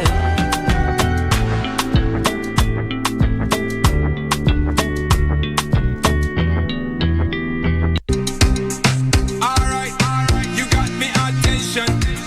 Vivian, Main Street, Borders. Girl, I love it when me up top shy. She need a real man fi come apply. That my loving when she come out high. Girl, I say me fly. Me love it when she a forget me high. You can have me anywhere you like. I don't remember the last time you told me that you love me. Nicoloma. Alright. Wewe sana sinoma. Okay then. I don't remember the last time you sent me any flowers. Nicoloma. Alright Wewe then. sana sinoma. Okay then. Sitaki vita vya mapenzi. Moyo wangu wa kuenzi. Nataka tuelewane, baby.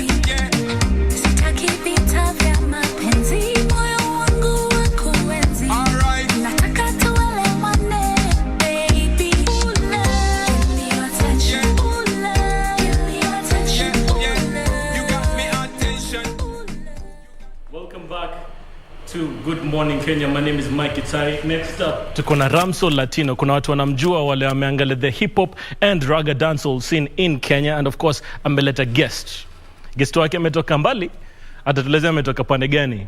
Welcome to the studio, guys. Thank you so much. Tuna appreciate gang. Utatuambia baadaye inamaanisha nini. I'm certain there's a lot of people back at home, they're wondering. Yes. Am I doing it right? Gang.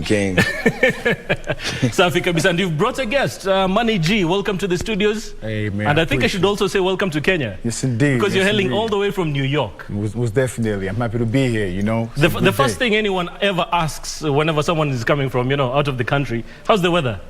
Oh, man. I mean, the weather is lovely. You know what I mean? I love the weather in Nairobi. You know what I'm saying? At night, it cools down real nice, and I'm loving it. I'm enjoying it. Nice. Yeah. I mean, with the rain, every now and then, kind of threw me off, but it's all good. You know what I'm saying? Not so bad. I think it threw everyone off. No one was expecting rains in February. Exactly. It's all good. Yeah. As you would say, it's all good in the hood, Ama. Hey, it is what it is. It is what it is, man. Kalisana. Now, I hope you will allow Ramso. I know you love talking in Swahili. Yes. Because you're all the way from Tanzania. Umetoka Tanzania. Original. Hiyo place nimesahau hiyo jina inaitwaje? Singida. Yeah, man. Siko nimesahau, nilikuwa nataka uitamke ndio. Lakini mimi ni vile they pronounce. Mimi ni mgenge, siku hizi mimi ni mgenge. Ni mgenge sasa? Yeah, man. Lakini bado roots ziko wapi? Roots ni kule, lakini mimi ni mgenge, man. Na tumekuwa tukiongea. Yes. Life ulianza really early. Yes. At the age of 15. True. Hebu nieleze kwanza kabla tuingie the music part, and of course your collaboration with Money G. Yeah. How was it starting out in life so early at 15? Unajua ni uhalisia tu wa life. Unajua ndo nishasema kwamba mimi nishai kuishi street life. Wanaita chokora, unanielewa?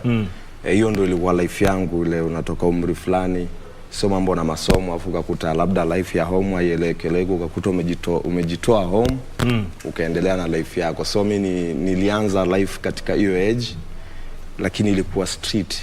Uliwezaje uko kwa street sasa? Street si fresh tu, unapambana na umbu. At least ukitumia zile gums na nini, unapambana na umbu. Fresh utakosaje kutumia? Lazima utumie kwa sababu kunakuwa na baridi, kuna a lot of challenges, so lazima utumie. Ndio ilikuingiza hapo kwa... No, mimi ilikuwa ni life. Mimi nikitoka home nilikuwa niende kutafuta a way ya kutafuta life, kusurvive, unanielewa? Kujitafutia. Kwa hiyo katika ile hali ya kujitafutia mambo yakawa magumu, yakagoma. Kwa hiyo ikabidi mimi niishi street. Nice. Lakini sasa unaona maletuko? Tuko hapa kwa Channel 1 tukifanya interview. Yeah, man. Big things may happen over the course of your life, eh? Yeah, man. Hata sasa umepatana na Money G. Yes, karibu tena Kenya. Hey, man, asante sana. You know what I mean? I like it, Swahili. Hey, man, it was a test, and you passed. You know what I mean? I've been around Latino for a minute now, so, I'm picking up a lot. You know what I'm saying? There's a lot of big things happening in your life, and of course, there's the mixtape coming in July of this year. Most definitely. But let's talk about you and music and growing up in New York. Who are your influences in music? Man, I grew up, I'm gonna keep it real. I grew up listening to Jay-Z, Tupac, Biggie, you know what I'm saying? And I grew up with street music, you know what I'm saying? Coming up, listening to street music, hustler music, that was my inspiration, you know what I'm saying? So I kind of find my way in that. Like, I started writing music, and I was like probably 15, you know what I'm saying? I just listened to a lot of mixtapes, and I got used to that scene. Like, I wouldn't even worry about the mainstream type of music. I just go straight to the mixtape stream, you know what I'm saying? So that's how I got my, I got my skills. There's a quote I like, it says, art comes from a dark place when you're trying to seek the light. Like with Ramso's story, he said he started life early at 15, so you had to be tough early. What about you? Where does your music come from? Man, hey, we probably share the same, story, because my music is like about hustling. You know what I'm saying? Like, I came up hustling. You know what I mean? And in that, it was just like, okay, everything that I was doing, I had to express it, and I put it into music, because that was the way out for me. Like everything that I go through, every experience that I gain, and I'm like, yo, people around me going through the same thing, then I think I should speak about it. And I got the gift, I got the skills to do that in music and make it sound real nice, and I just went that route. You know what I'm saying? Started doing music. You know what I mean? Started writing raps, you know, did a couple of mixtapes, you know what I'm saying? Back then it was mostly just, you do a mixtape, it sound good, and you get it on the radio, or you get it on the CD and put it out there, you know what I'm saying? It wasn't about, you know, too many videos, it's just about, yo, if it's real and it's real, it plays. Wasn't about the views. Yeah, exactly, not about views, you know what I'm saying? Plays on Spotify. Yeah, that's what it was. If it's real, you go out there, everybody listen to it like, yo, he's real, yo, he's doing this thing, I can relate. And that's it, it's on the scene, you know what I mean? So that's how we grew up, you know what I'm saying? Nice. Now, Kenya. We're here, we're doing music in Kenya. Love it, love it. One would say it might be better to do music in New York. So, let me ask, why Kenya? Oh man, I love, you know, being out here gives me a different feel. You know what I'm saying? When I'm in New York, I got a different feel. So I think it's all about the vibe, you know what I'm saying? When I'm in Kenya, you know what I mean, I come full circle. Like, I feel like this home right now, you know what I'm saying? I'll be like second home for me. You know what I'm saying? So when I'm over here, I'm able to express myself, and I can use all my experiences that I have from New York and bring it out here, just in a different, you know what I'm saying, a different art. You know what I'm saying? So I just kept doing that, and after a while, I'm like, yo, let's take it to Africa. And I got people, rappers, like, they would tell them like, yo, won't you know what I'm saying, try do something in Africa, you know what I mean? And I was like, yo, that's, you know what I mean? I think I can do something over here. And I came down, and I was just waiting for the right opportunity. You know what I'm saying? When the opportunity strike, I get on it. Nice. You know what I'm saying? For sure. And Ramso, Yes. how did you meet up? Mlipatana hapi sasa na Maneji? Okay, actual Maneji tulipatana street tu. Westlands. Mimi ni nasemaga king wa ghetto, waga niko mitatu kama kawaida. So si tulimit actually sio mambo ya music kwanza. Wanasemaga, you always say real recognized drill. Yeah, so tulimit na Maneji hiyo way. Then baadaye tukaanza kuongea mambo ya music, kunotice kwamba anafanya music. So tukaona acha tuanze kufanya project. Ilikuwa tu easy hivyo, lakini sio kwamba labda nilimjulia nje sijui na music au alinijulia. Yaani nikupatana tu na mkaclick mkaamua tufanye music. Tulipatana, then nikasikia kwa experience yangu, nilivyosikia nikaona niga ana kitu fulani, na kwa sababu pia alipenda tufanye vitu. Tuko na vitu vingi ambavyo vitazidi kukuja. Yeah man. Nice. Now there's a unasema real recognizes real. There's one of your lyrics inakuwa imenifurahisha sana. From Mtu Mwema. Mtu Mwema. In 2018. Yes. Inasema wengi wanafeki na ndio maana wanafeli. Yeah. Tuambie hiyo ilitoka wapi hiyo? Unajua Mtu Mwema ninavyokuambia, ukiangalia muziki yangu hiyo sauti ya mtaa, hizo Mtu Mwema sijui sana na nyimbo zingine. Waga na mimi hata nikitaka kutoka kwenye hii real life yangu nashindwa, kwa sababu inaniambia tu nije kwenye ukweli. Wengi wanafeki na ndio maana wanafeli. So wengi wanafeki, unaelewa?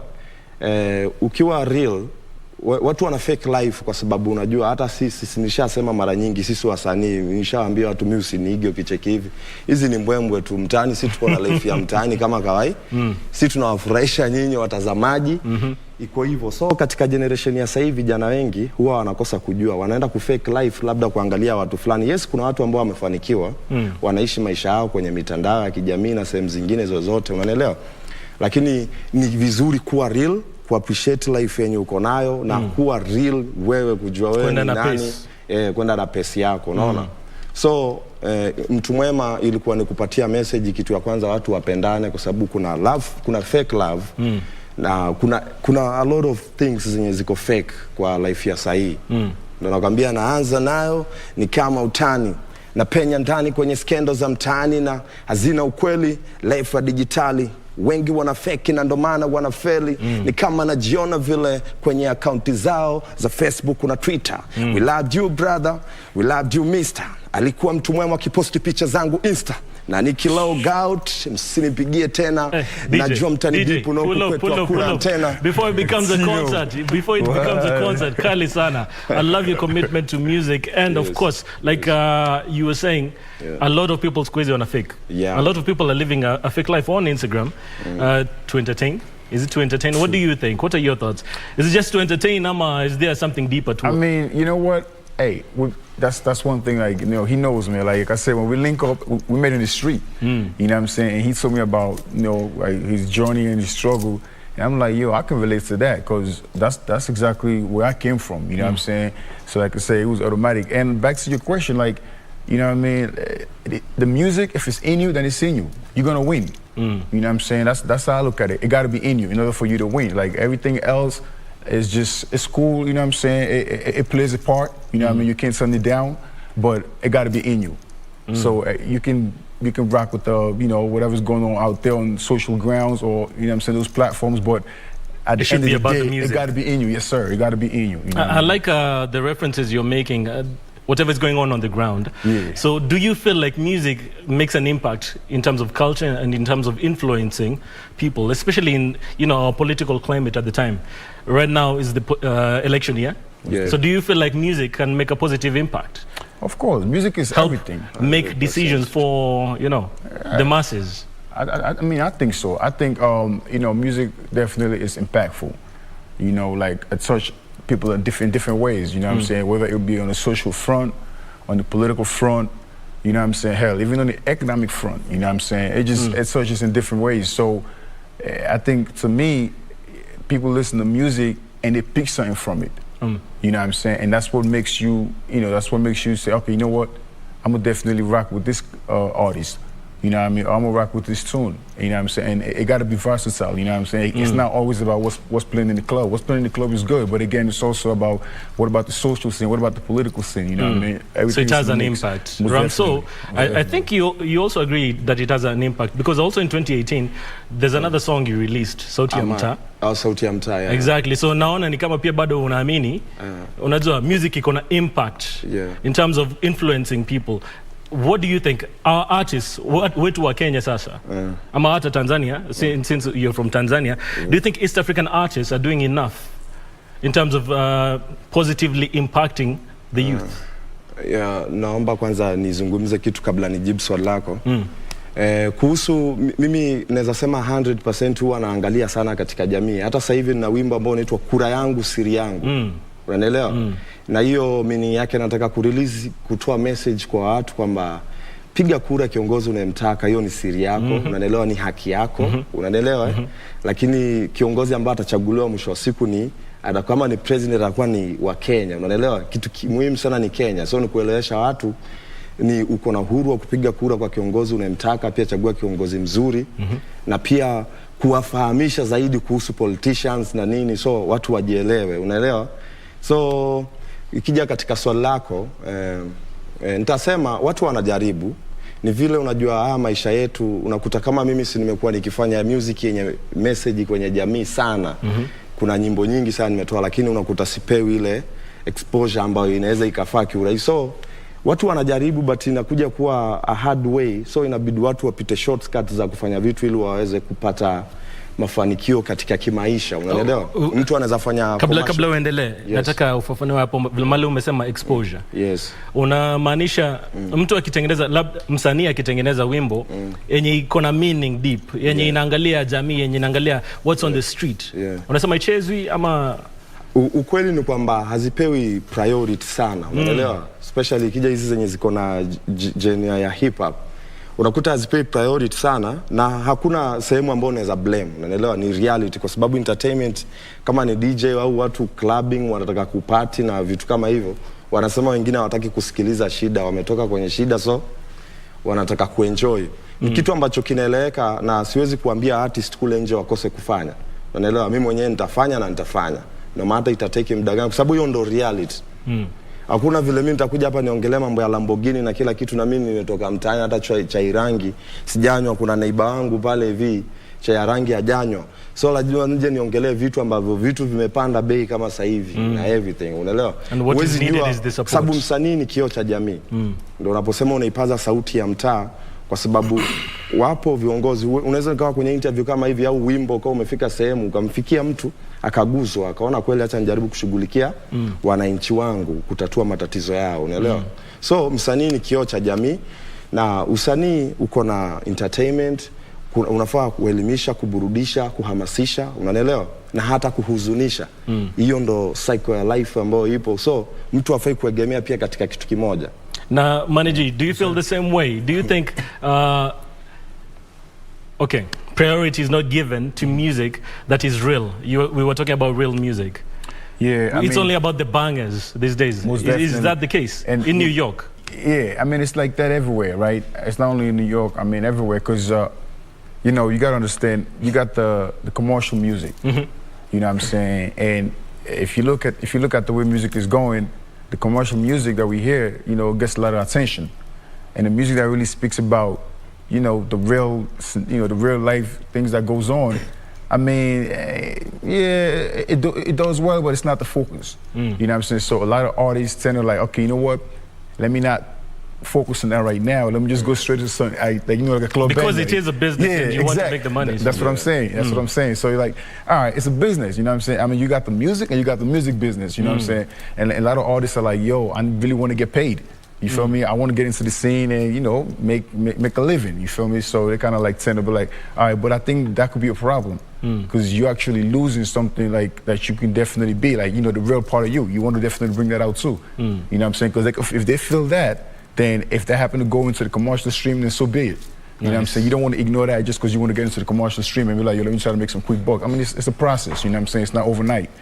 Now there's the track, the collaboration between you and Ramso Latino. Yes, sir. But now, Ramso, we'll have another interview specifically for this. Okay. We'll go by the name Latino. He'll tell us why. Yes. Eventually, but before that, Talk of the Town is the new track. So could it sound? Yes, indeed. Oh, man. Take us through the process of creating this banger. Man, wow. It was a big project. It was a big project. Hey, the mastermind, you know what I mean? You got the mastermind like, yo, I got this. I'm like, man, let's do it. You feel me? Let's do it. I heard the track. We went in. The chemistry was dope. You know what I'm saying? The chemistry was dope. My man was like, Sha, Kuba, yeah. I'm like, yo, hold on, do that again?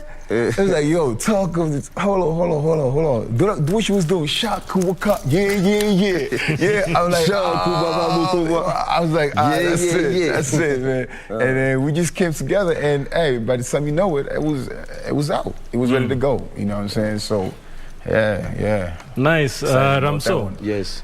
Before we play the track for you guys back at home, like we said, it's Ramso, it's Latino, featuring Money G. Talk of the Town, this is the new track. Before we play it, Money G has a mixtape coming in July. What about you? New projects? Okay, hata before Talk of the Town ilikuwa na track inaitwa Killer. Ni hiyo najua ni nzuri sana kwa ma DJ. Kuna track inaitwa Killer, kuna track inaitwa Shugwe. Different now pia ni release album inaitwa The Nyaturu Legend, ambayo ina track za hip hop zenye message, mix pia na zile kama Sauti ya Mtaa na zingine ambazo ni new. Na tukitoka hapa hivi sasa hivi kuna kazi ambazo zinakuja, kuna kazi kibao, yani acha niongee, yani hata kama hazijatoka watu wa expect a lot. Kuna kazi na collabo kibao, kuna collabo na Rostam tulifanya baada ile issue yetu kutokea. Tulifinalize kila kitu, tuna collabo inakuja soon. Ni kuna mixtape inaitwa Attention. Kwa sababu nataka attention, watu wafuatilie kazi zangu na wajue niko na nini. Kwa hiyo kuna mixtape pia inakuja na collabo zingine na wasanii tofauti wa hapa Kenya, Uganda, TZ na hata Maju. Yeah man. Hadi kuna watu kama wakina The Lady of the Dange, kama wanamjua watu wa hip hop zamani watajua huyo ni nani. Kapiga kazi hadi na wakina Tupac, wakina Snoop, wakina nani. Kali sana, kali sana. Opportunity kama hiyo na nikitumia vizuri, nashukuru Mwenyezi Mungu. Kwa kuna a lot of things. Na watu wanaweza pata wapi hizo kazi? Where can they find you on social media? And also you manager. Let's start with you. Where can we find you on social media and connect with you? Right now you have a lot of Kenyan fans. I got I know the ladies are back at home thinking, man, okay, where can I slide in this DM? So I'm loving it. I'm loving everything. It's lovely. But yeah, definitely you can find me on the gram. I think it's the fastest way to get a hold of me, and it's official_Money G. All right, that's official_Money G. Get at me on the gram, and you know, YouTube Money G. You know what I'm saying? That banger is out. It's doing good. Time don't play. You know what I'm saying? Check it out, and we got more bangers coming out. Like you already know, like you said, the mixtape coming out in July. It's gonna be dope, you know what I'm saying? So yeah, YouTube, Money G, comment, subscribe, you know what I'm saying? You're gonna love it. Naye Latino. Mimi unaweza kunitafuta kwa Latino unavyoiona hivyo, Latino ya LATINHO. Latino. So official Latino Instagram, official Latino Facebook page, Twitter. Ramso Latino pia. Ukisearch tu Ramso Latino kama kawaida utanipata. I'm official everywhere. Latino. Yeah, official Takupata. Latino. Yeah. Thank you so much for coming through, guys. We appreciate you. We wish you nothing but the best. I hope we'll get a few more collaborations with the Kenyan artists. Yeah, most def. Nice. We're working. Thank you very much. Next up, of course, ni Ramso Latino featuring Manny G, Talk of the Town. Check it out.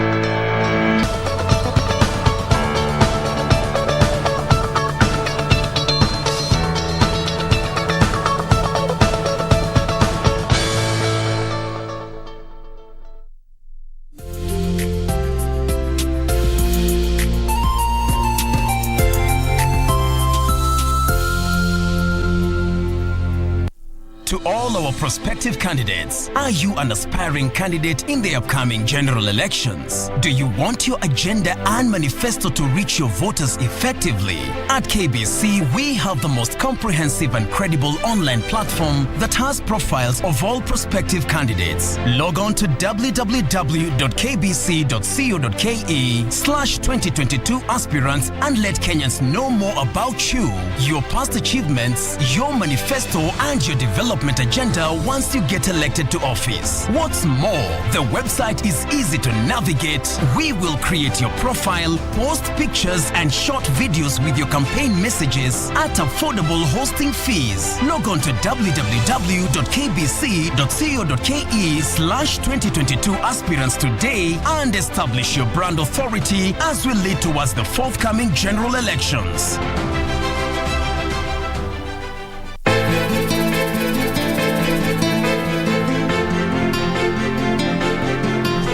Mimi sitaki vita na wewe. Yaani nitafute mahali kwangu na hapa ni kwangu tayari. Kila siku namuosha, mbona sioni birthmark? Huu ni mtego mama. Mimi sina imani kabisa na huyo Kate. Mama, yani mama. Sitaki uhusiano wote mimi na wewe. Si biashara, si jingine lolote.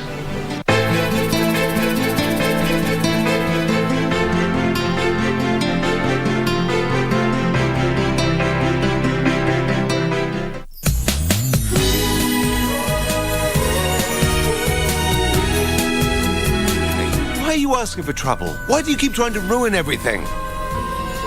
You really think what we have right now is real happiness?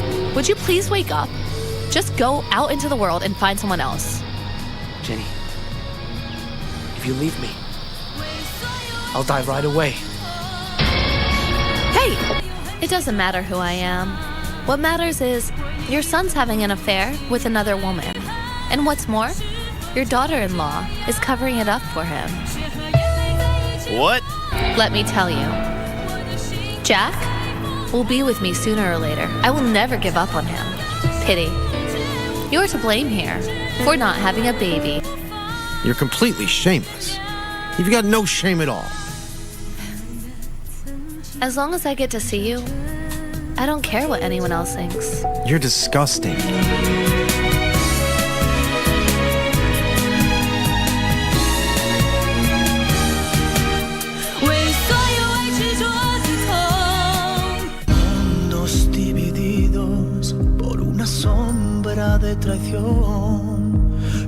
Look, I know you don't want anything to do with the company. But just in case you do, I totally understand, because I will do it. We meet tonight?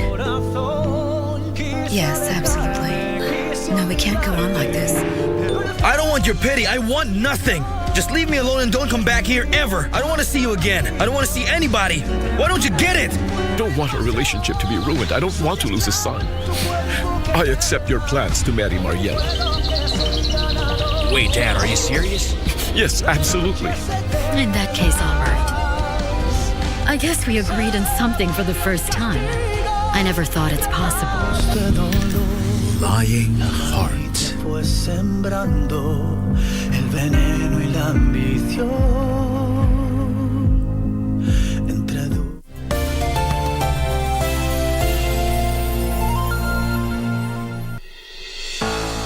The Kenya Bureau of Standards is at the center of Kenya's industrialization agenda. The standards body is being reformed to realign it with the new manufacturing realities. Where are we in this reform agenda? We have been progressing, making significant progress in terms of automation, which is reducing the human interface between how we interact. And that is one of the areas where we have seen that the best we can be able to achieve is when we have automation. This week on Inside Garment, I talked to the Managing Director of Kenya Bureau of Standards, Lieutenant Colonel, retired Bernard Njeraine, on what the body is doing and what is the future of KEBS under the new manufacturing agenda. Watch the interview right here on KBC Channel 1.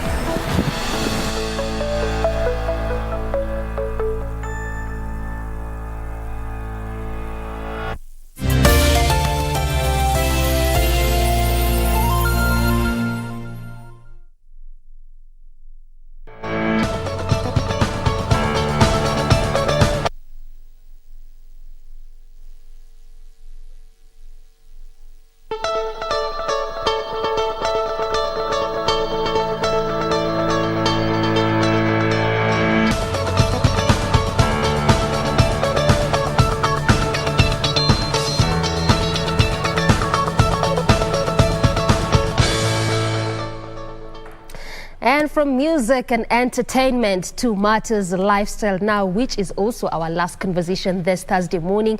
We want to find out what Vijana Tubonge as a community-based organization is doing in their community as it pertains to creation of awareness, targeting vulnerable groups and seeing how best they can empower and lift their lives. My guest this morning will be helping us understand all of that.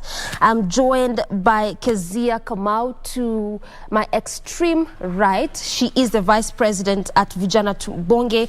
Right next to her is Ben Gashoki, who is the Director Operations Vijana Tubonge. Lady and gent, karibu to the program. Thank you. Thank you very much. Thank you. Tuanze na VP. Tell us about Vijana Tubonge, when it began and the aim behind the CBO. Okay. So initially we began in 2017 as a mentorship program, but we registered back then in 2019. Yeah. Registered in 2019, yeah, but it was formed in 2017. Yeah. So you were in for a while. Yeah. Okay, what were you trying to target from Vijana Tubonge? It was basically to do what, to assist in what area? So initially when Vijana Tubonge began, we were doing mentorship. And our target that time was the learners, the students, both in primary school and secondary school. But then in 2019, we expanded our operation, and now we operate dealing with actually everyone in the society. Because things that we deal with, they touch everyone in the society. Because we touch on health, environment, and you see environment touches on everyone. Yes. Health touches on everyone. Mentorship touches on everyone also. Yeah, so right now we are dealing with everyone across the board. So you target audience, when you target people, the kila mtu. Bora kila mtu anataka usaidizi. Sisi ni watu wa kila. Sisi tunapenda watu. Ni watu wa watu. Kabisa. Kezia, talk to us about those pillars. I know Ben has mentioned health, environment, mentorship, there's innovations. At least break it down for us, these pillars and what each of them does when it comes to helping to assist our everyone. Okay, so we have 6 pillars. We have the charity pillar, the chapters pillar, the talent and innovation pillar, the mentorship pillar, and the health pillar. So in charity, we basically go visit children's homes, whereby we give them, foodstuffs and clothes. We give them foodstuffs and clothes.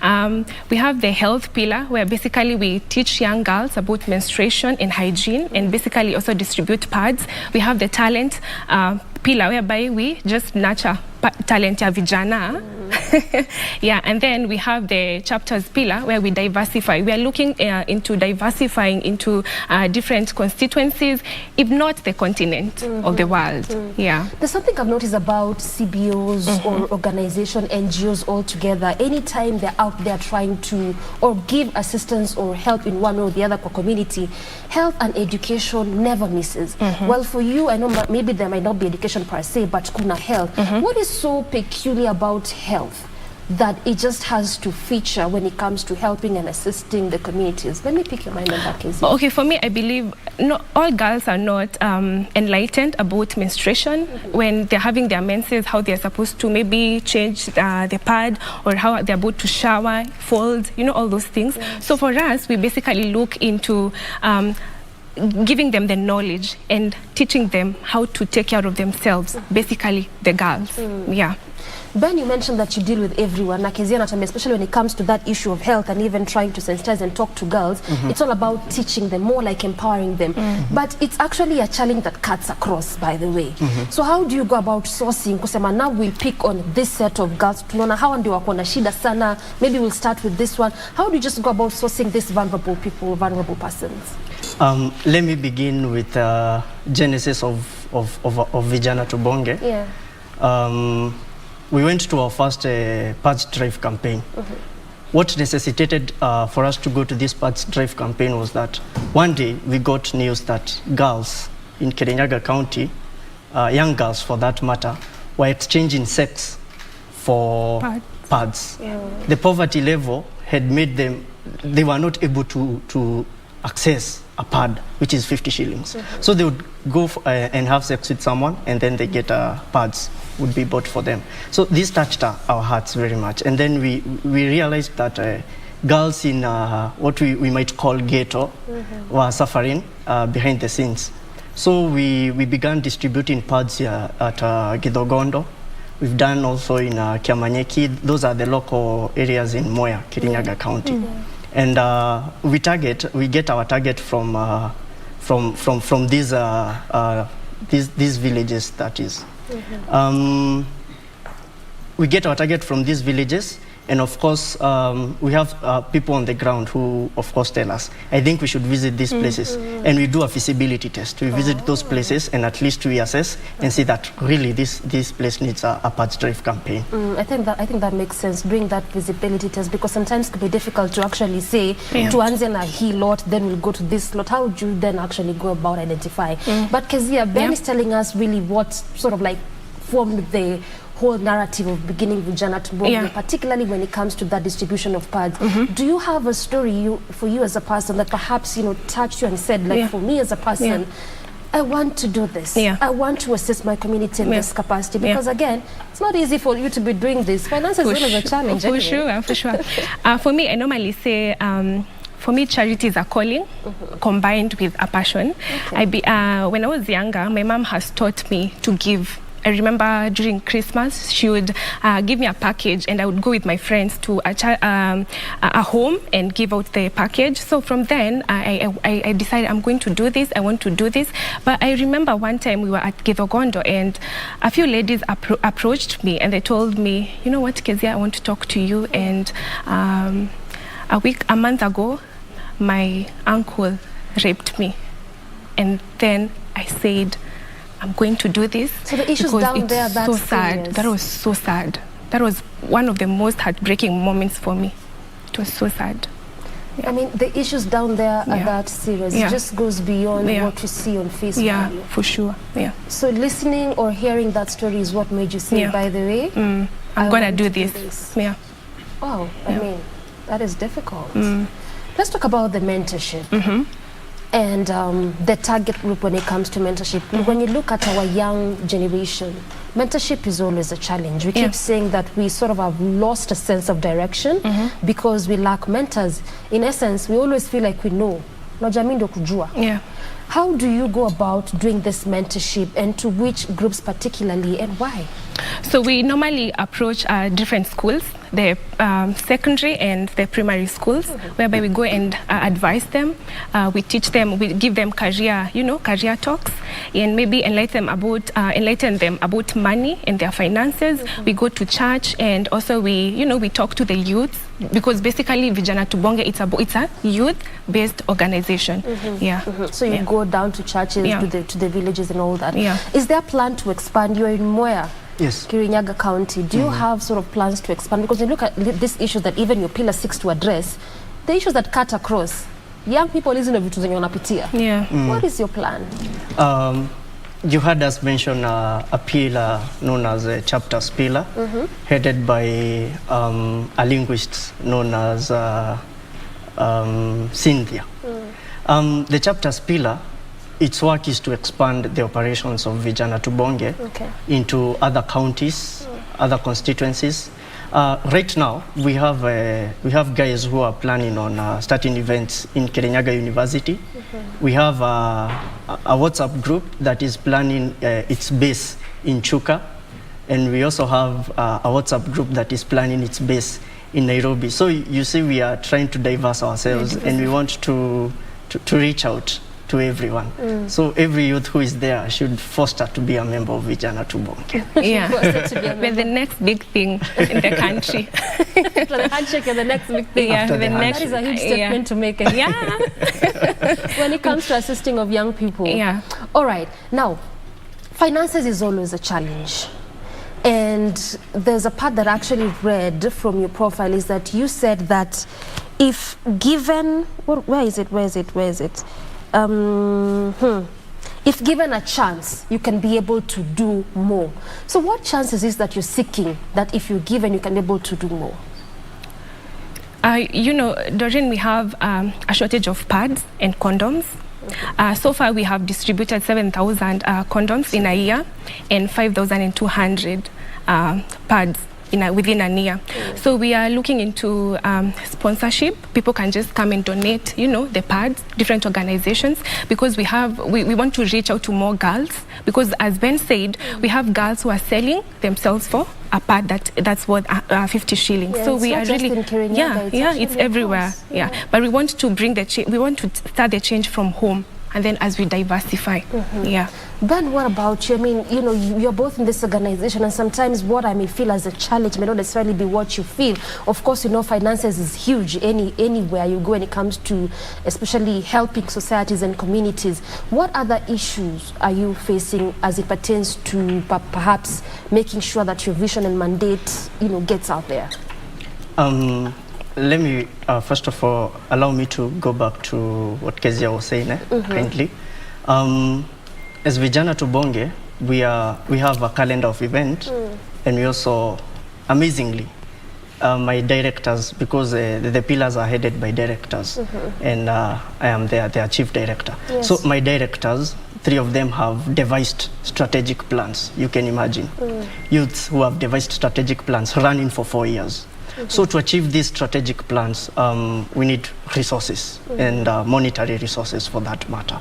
But again, we also need other resources like goods, that is pads, condoms, and also for charity, we need food, cereals, and such stuff. We also face challenges in issues related to mostly it's the resources, the monetary thing, because where money is, at least you're able to achieve a lot of things. So there are those companies that have CSR, and of course they don't know where to take their CSR. We are here. They bring the money, then we're going to show them how to use the money. You have a good initiative. We have a good initiative, and of course we have a strategic plan. So if they can see that strategic plan, I'm very sure they can support us. And it's handwritten. So everything is laid down from day one to when you want the vision to be actualized. Kabisa. This is where they need to be putting your money in Vijana Tubonge. They should. All right, why I asked about that issue of maybe a challenge, because yes, like I mentioned, and just as both of you are in agreement, finances is an issue, but you mentioned it's headed by different directors. Sometimes you get to see in organizations that this is my vision. But pale katikati kuna mtu anakuja tu na kastori kake. Kuna tu some form of misalignment. Have you had to undergo that in Vijana Tubonge since its inception in 2017? I'm seeing like Kezia is agreeing already. No, you know one thing, we are a team. Sisi hatuna competition. We do not compete. Because that's the thing, by we the don't way. compete. We are a team. We believe in, teamwork. Because when we work as a team, we achieve so much. So us as VT, we work as a team. So we do not have, those wrangles. Wewe umefanya hivi, no. There's no jealousy. We are all into CSR. We all love charity. And the good thing is that no one is there for any political gain. So we are there to help. There are people, the directors are people who love, the people. They love helping. So you find that myself, our president, Karuga Kamau, our patron, Honorable Gadson Mushina, all of us together, we are a team.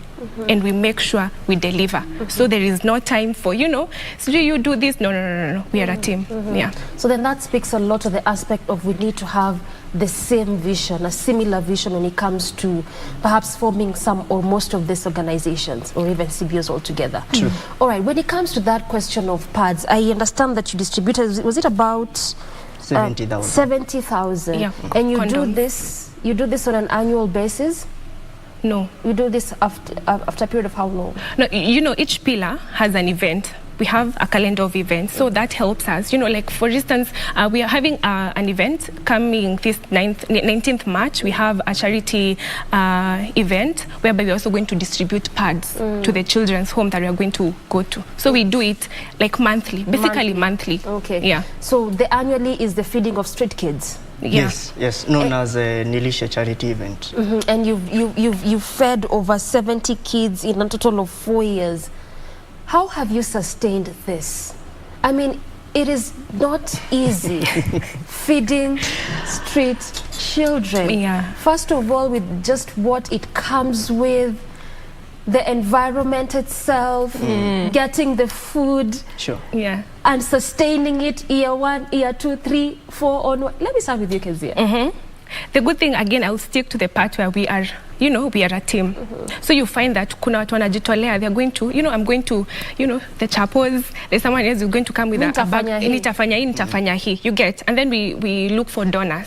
We mobilize how to get the funds. And then you find that people, because I believe different corporates, they are seeing what you are doing and you are doing a good job, so they bring in the funds. Yeah.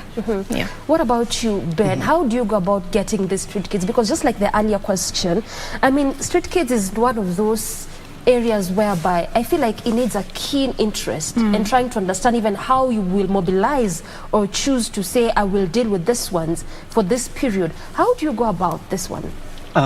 Getting the street kids, actually, they know us. Yeah. They wanajua mna exist. Wanatujua, and there's a place we go and meet them and we tell them kama kawaida 31st tunawapikia, and they know.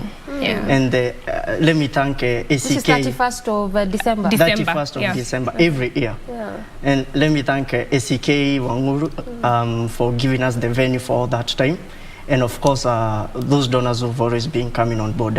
So we get these street kids by, we interact with them. So we go to them and remind them that it is something that we are doing again, as we have always been doing. Tumerudi tena. Tumerudi. For a good cause, by the way. And even after a whole year, you need to, you need to give back. God ametupea, a life, the whole. Selfish. Usikue selfish. Peana pesa. Tupendane. Tupendane.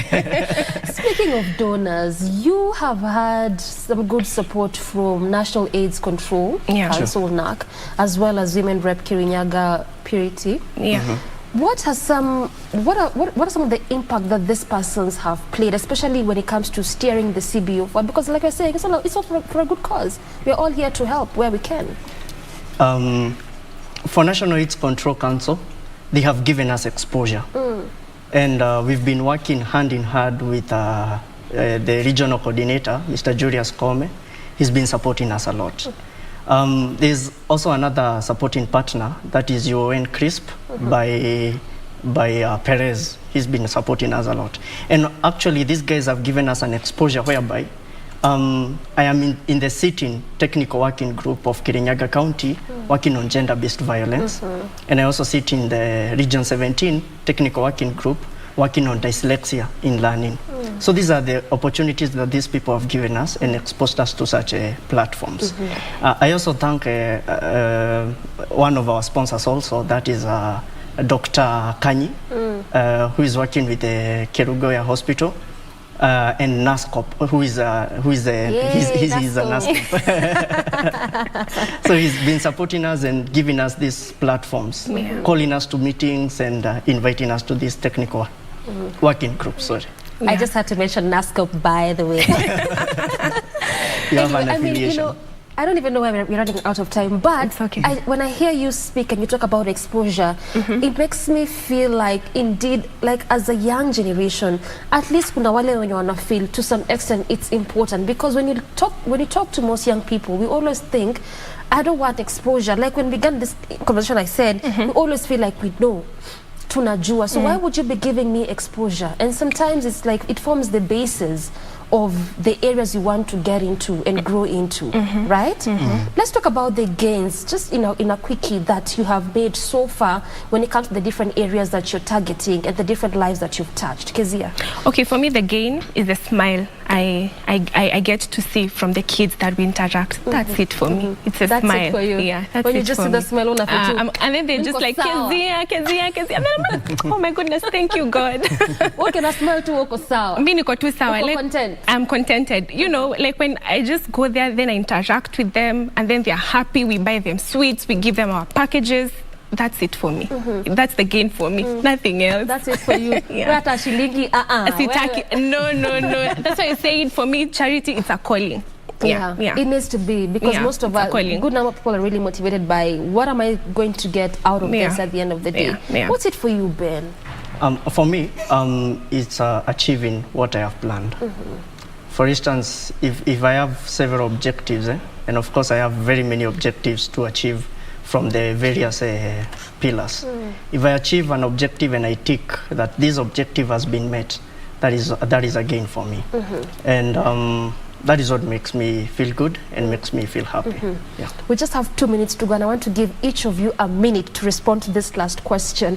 In essence, 2017 up till now, it's been a great journey. It's been a milestone. You've talked about the gains, the different things that you're doing, and I want you to tell us what more in terms of moving forward as it pertains to helping these persons, vulnerable people in the community. What should we expect? Because the way you're talking earlier, you were saying that wale when your companies with CSR, they don't know what to do with their money. Tuko hapa. Speak to those people. For me, I think we have just begun diversifying. For us being here at KBC, it's an honor. So for me, I'm looking forward to seeing VT, in the national hapo juu kabisa, whereby our maybe next president is going to recognize us. We are going even to get an award, and we are going even to reach out to many people across the country. Reaching that's out the is goal. The key thing. All right. Ben, lastly. For me, we have strategic plans. And of course, these strategic plans, they have to be met. I tell my directors that what you've planned has to be met. We don't know how, but we believe it has to be met. When into planning. I push them to do these things, and they also have the will to do these things. In the next very few years, trust me, Vijana Tubonge will be a recon. We are the next people will big be. Anyway, umesema sisi ndo tuko. Tumeanza hapa. This is grace. This is grace and favor. Meaning God ametu favor. So we are, guys, I know they are watching. We are the next big thing. and of course, we are partnering with other organizations, SUSO, TALEP, and others. We are coming together, and of course, as we grow, we want to tag along with these other people. Yes. Fair enough. We have to end. Let me just say something about our patron. Yeah, for sure. We have our patron. He's a mentor. He's our MCA at Tebere Ward, Mheshimiwa Gadson Mushina. Thank you so much, Paps, for he's the one who has made us to be here. So thank you so much. Organization.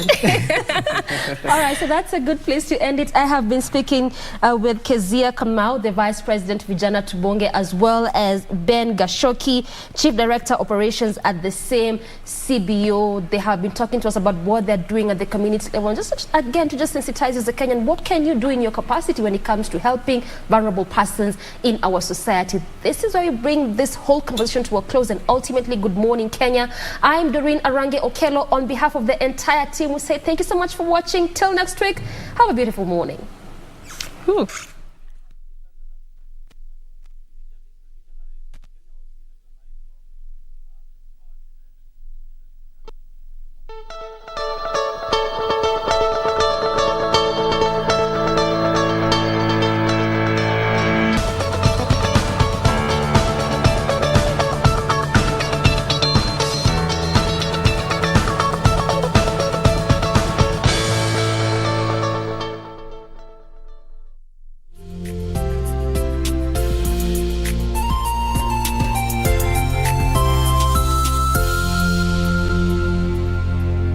Keep abreast of the developments live from the National Assembly and the Senate. On our members of parliament. The questions. When is the construction expected to commence? The motions. Beg to give notice of the following motion. The debate. Will as many as want to say aye? The statements. A statement on an issue of general topical concern. The petitions. Order number 4, petitions. Stay tuned to KBC Channel 1 and Radio Taifa for live proceedings from both houses of parliament from Tuesday to Thursday. Live, uncensored, unedited. KBC, your national broadcaster.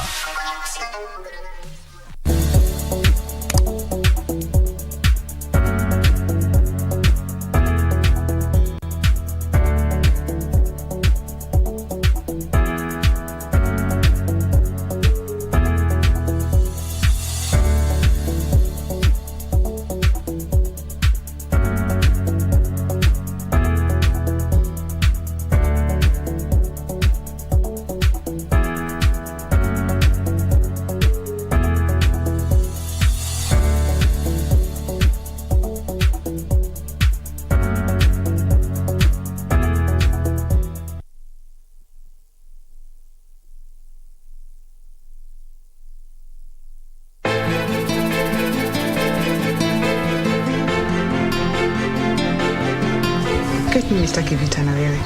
Yaani nitafute mahali kwangu na hapa ni kwangu tayari.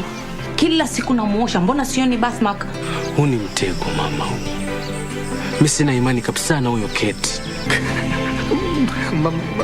Mama, yani mama. Sitaki uhusiano wote mimi na wewe. Si biashara, si jingine lolote.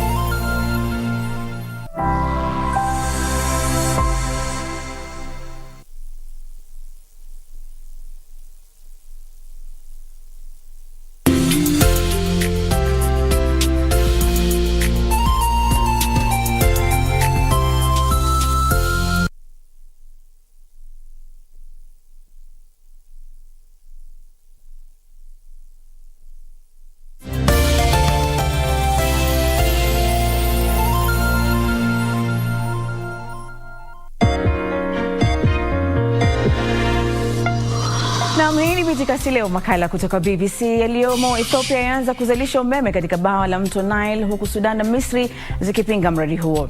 Baadaye ujumbe kutoka ECOWAS na Umoja wa Afrika waelekea Mali kwa mazungumzo na serikali ya nchi hiyo. Kisha viongozi wa Somali wakataa mkataba wa mafuta na kampuni ya Marekani saa chache baada ya kutiwa saini. Basi kutoka Nairobi, Kenya, twende kazi.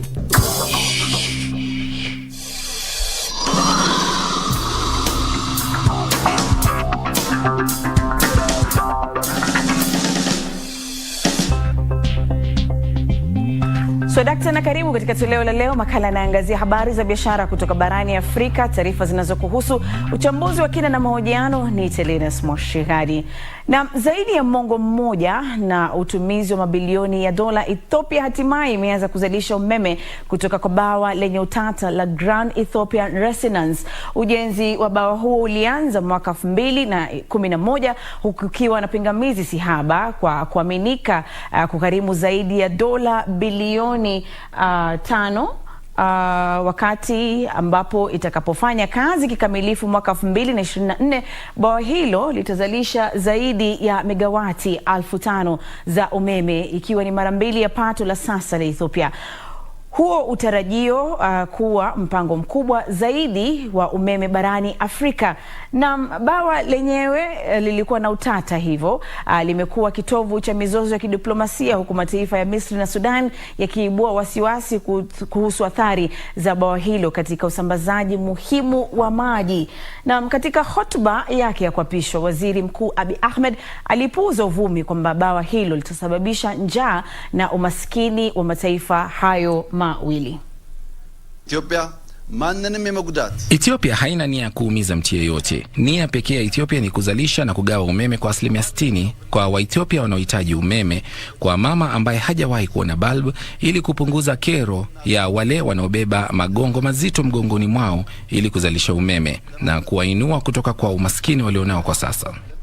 Na Misri ilitegemea kwa takriban 95% ya unyunyiziaji maji na utumizi wa maji ya kununua. Msemaji wa Wizara ya Mambo ya Nje ya Sudan, Omar Al-Fark, alipinga uteuzi huo na kusema kwamba msimamo wao unasalia thabiti na unahitaji kufikia makubaliano ya kisheria kabla ya kuanzishwa kutumika rasmi. Misri inakubali, ikisema kuwa hatua hiyo ni ukuaji zaidi wa upande wa Ethiopia na wajibu wake wa makubaliano ya mwaka 2005 ya kutangaza kanuni. Bado Ethiopia itaendelea na mipango yake ya kutoa umeme kwa mabilioni ya raia wake, wengi wao wakiwa katika maeneo mashambani, na hata kutaraji kuuza umeme kutoka kwenye bawa hilo hadi nchi jirani. Mwandishi wa BBC Kalkidine ya Belta alikuwa akifuatilia taarifa hiyo, na hii hapa taarifa yake.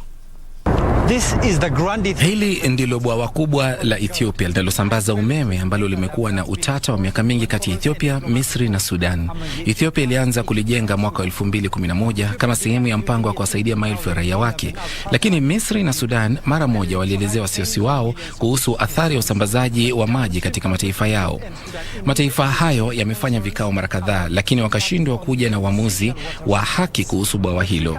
Ethiopia hata hivyo imesema haina nia ya kuwakandamiza Sudan wala Misri, na pia nchi hizo mbili zinataka kuwe na mpango ambao utasaidia kutatua majanga ya usoni kama vile ukame na usimamizi wa usambazaji wa maji.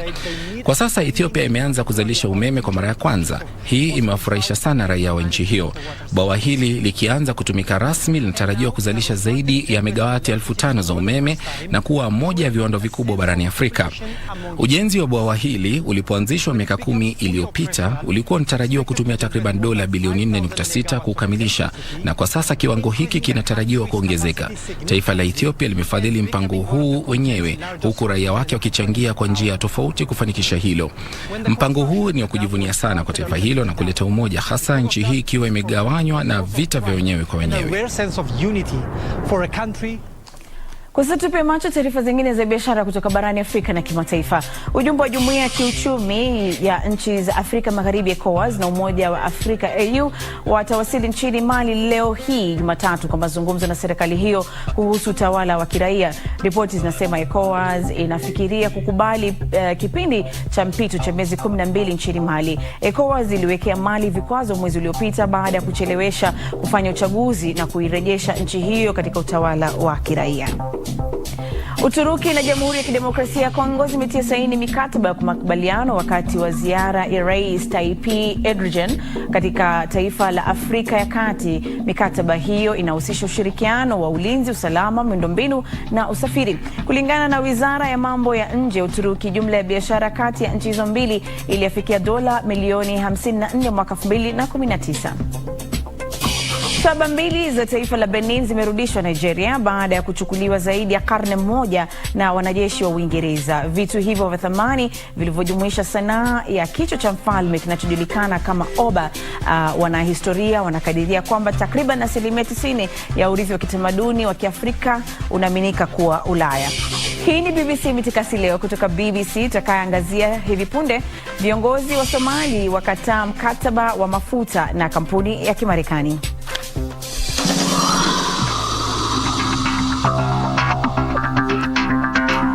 Na tukisalia katika upembe wa Afrika ni kwamba viongozi wakuu wa serikali ya Somalia wamepuzilia mbali mkataba wa pamoja wa kugawanya mapato ya mafuta yatakayozalishwa kupitia mchakato wa uchunguzi wa mafuta na gesi uliotiwa saini baina ya Wizara ya Mafuta na kampuni ya uchimbaji ya Marekani Coastline Exploration. Aidha, kampuni hiyo ya Kimarekani ilisema imetia saini mikataba 7 ya kugawanya uzalishaji inayohusiana na mafuta, gesi na rasilimali nyinginezo na serikali ya Somali katika vitalu vya pwani vya eneo la zaidi ya kilomita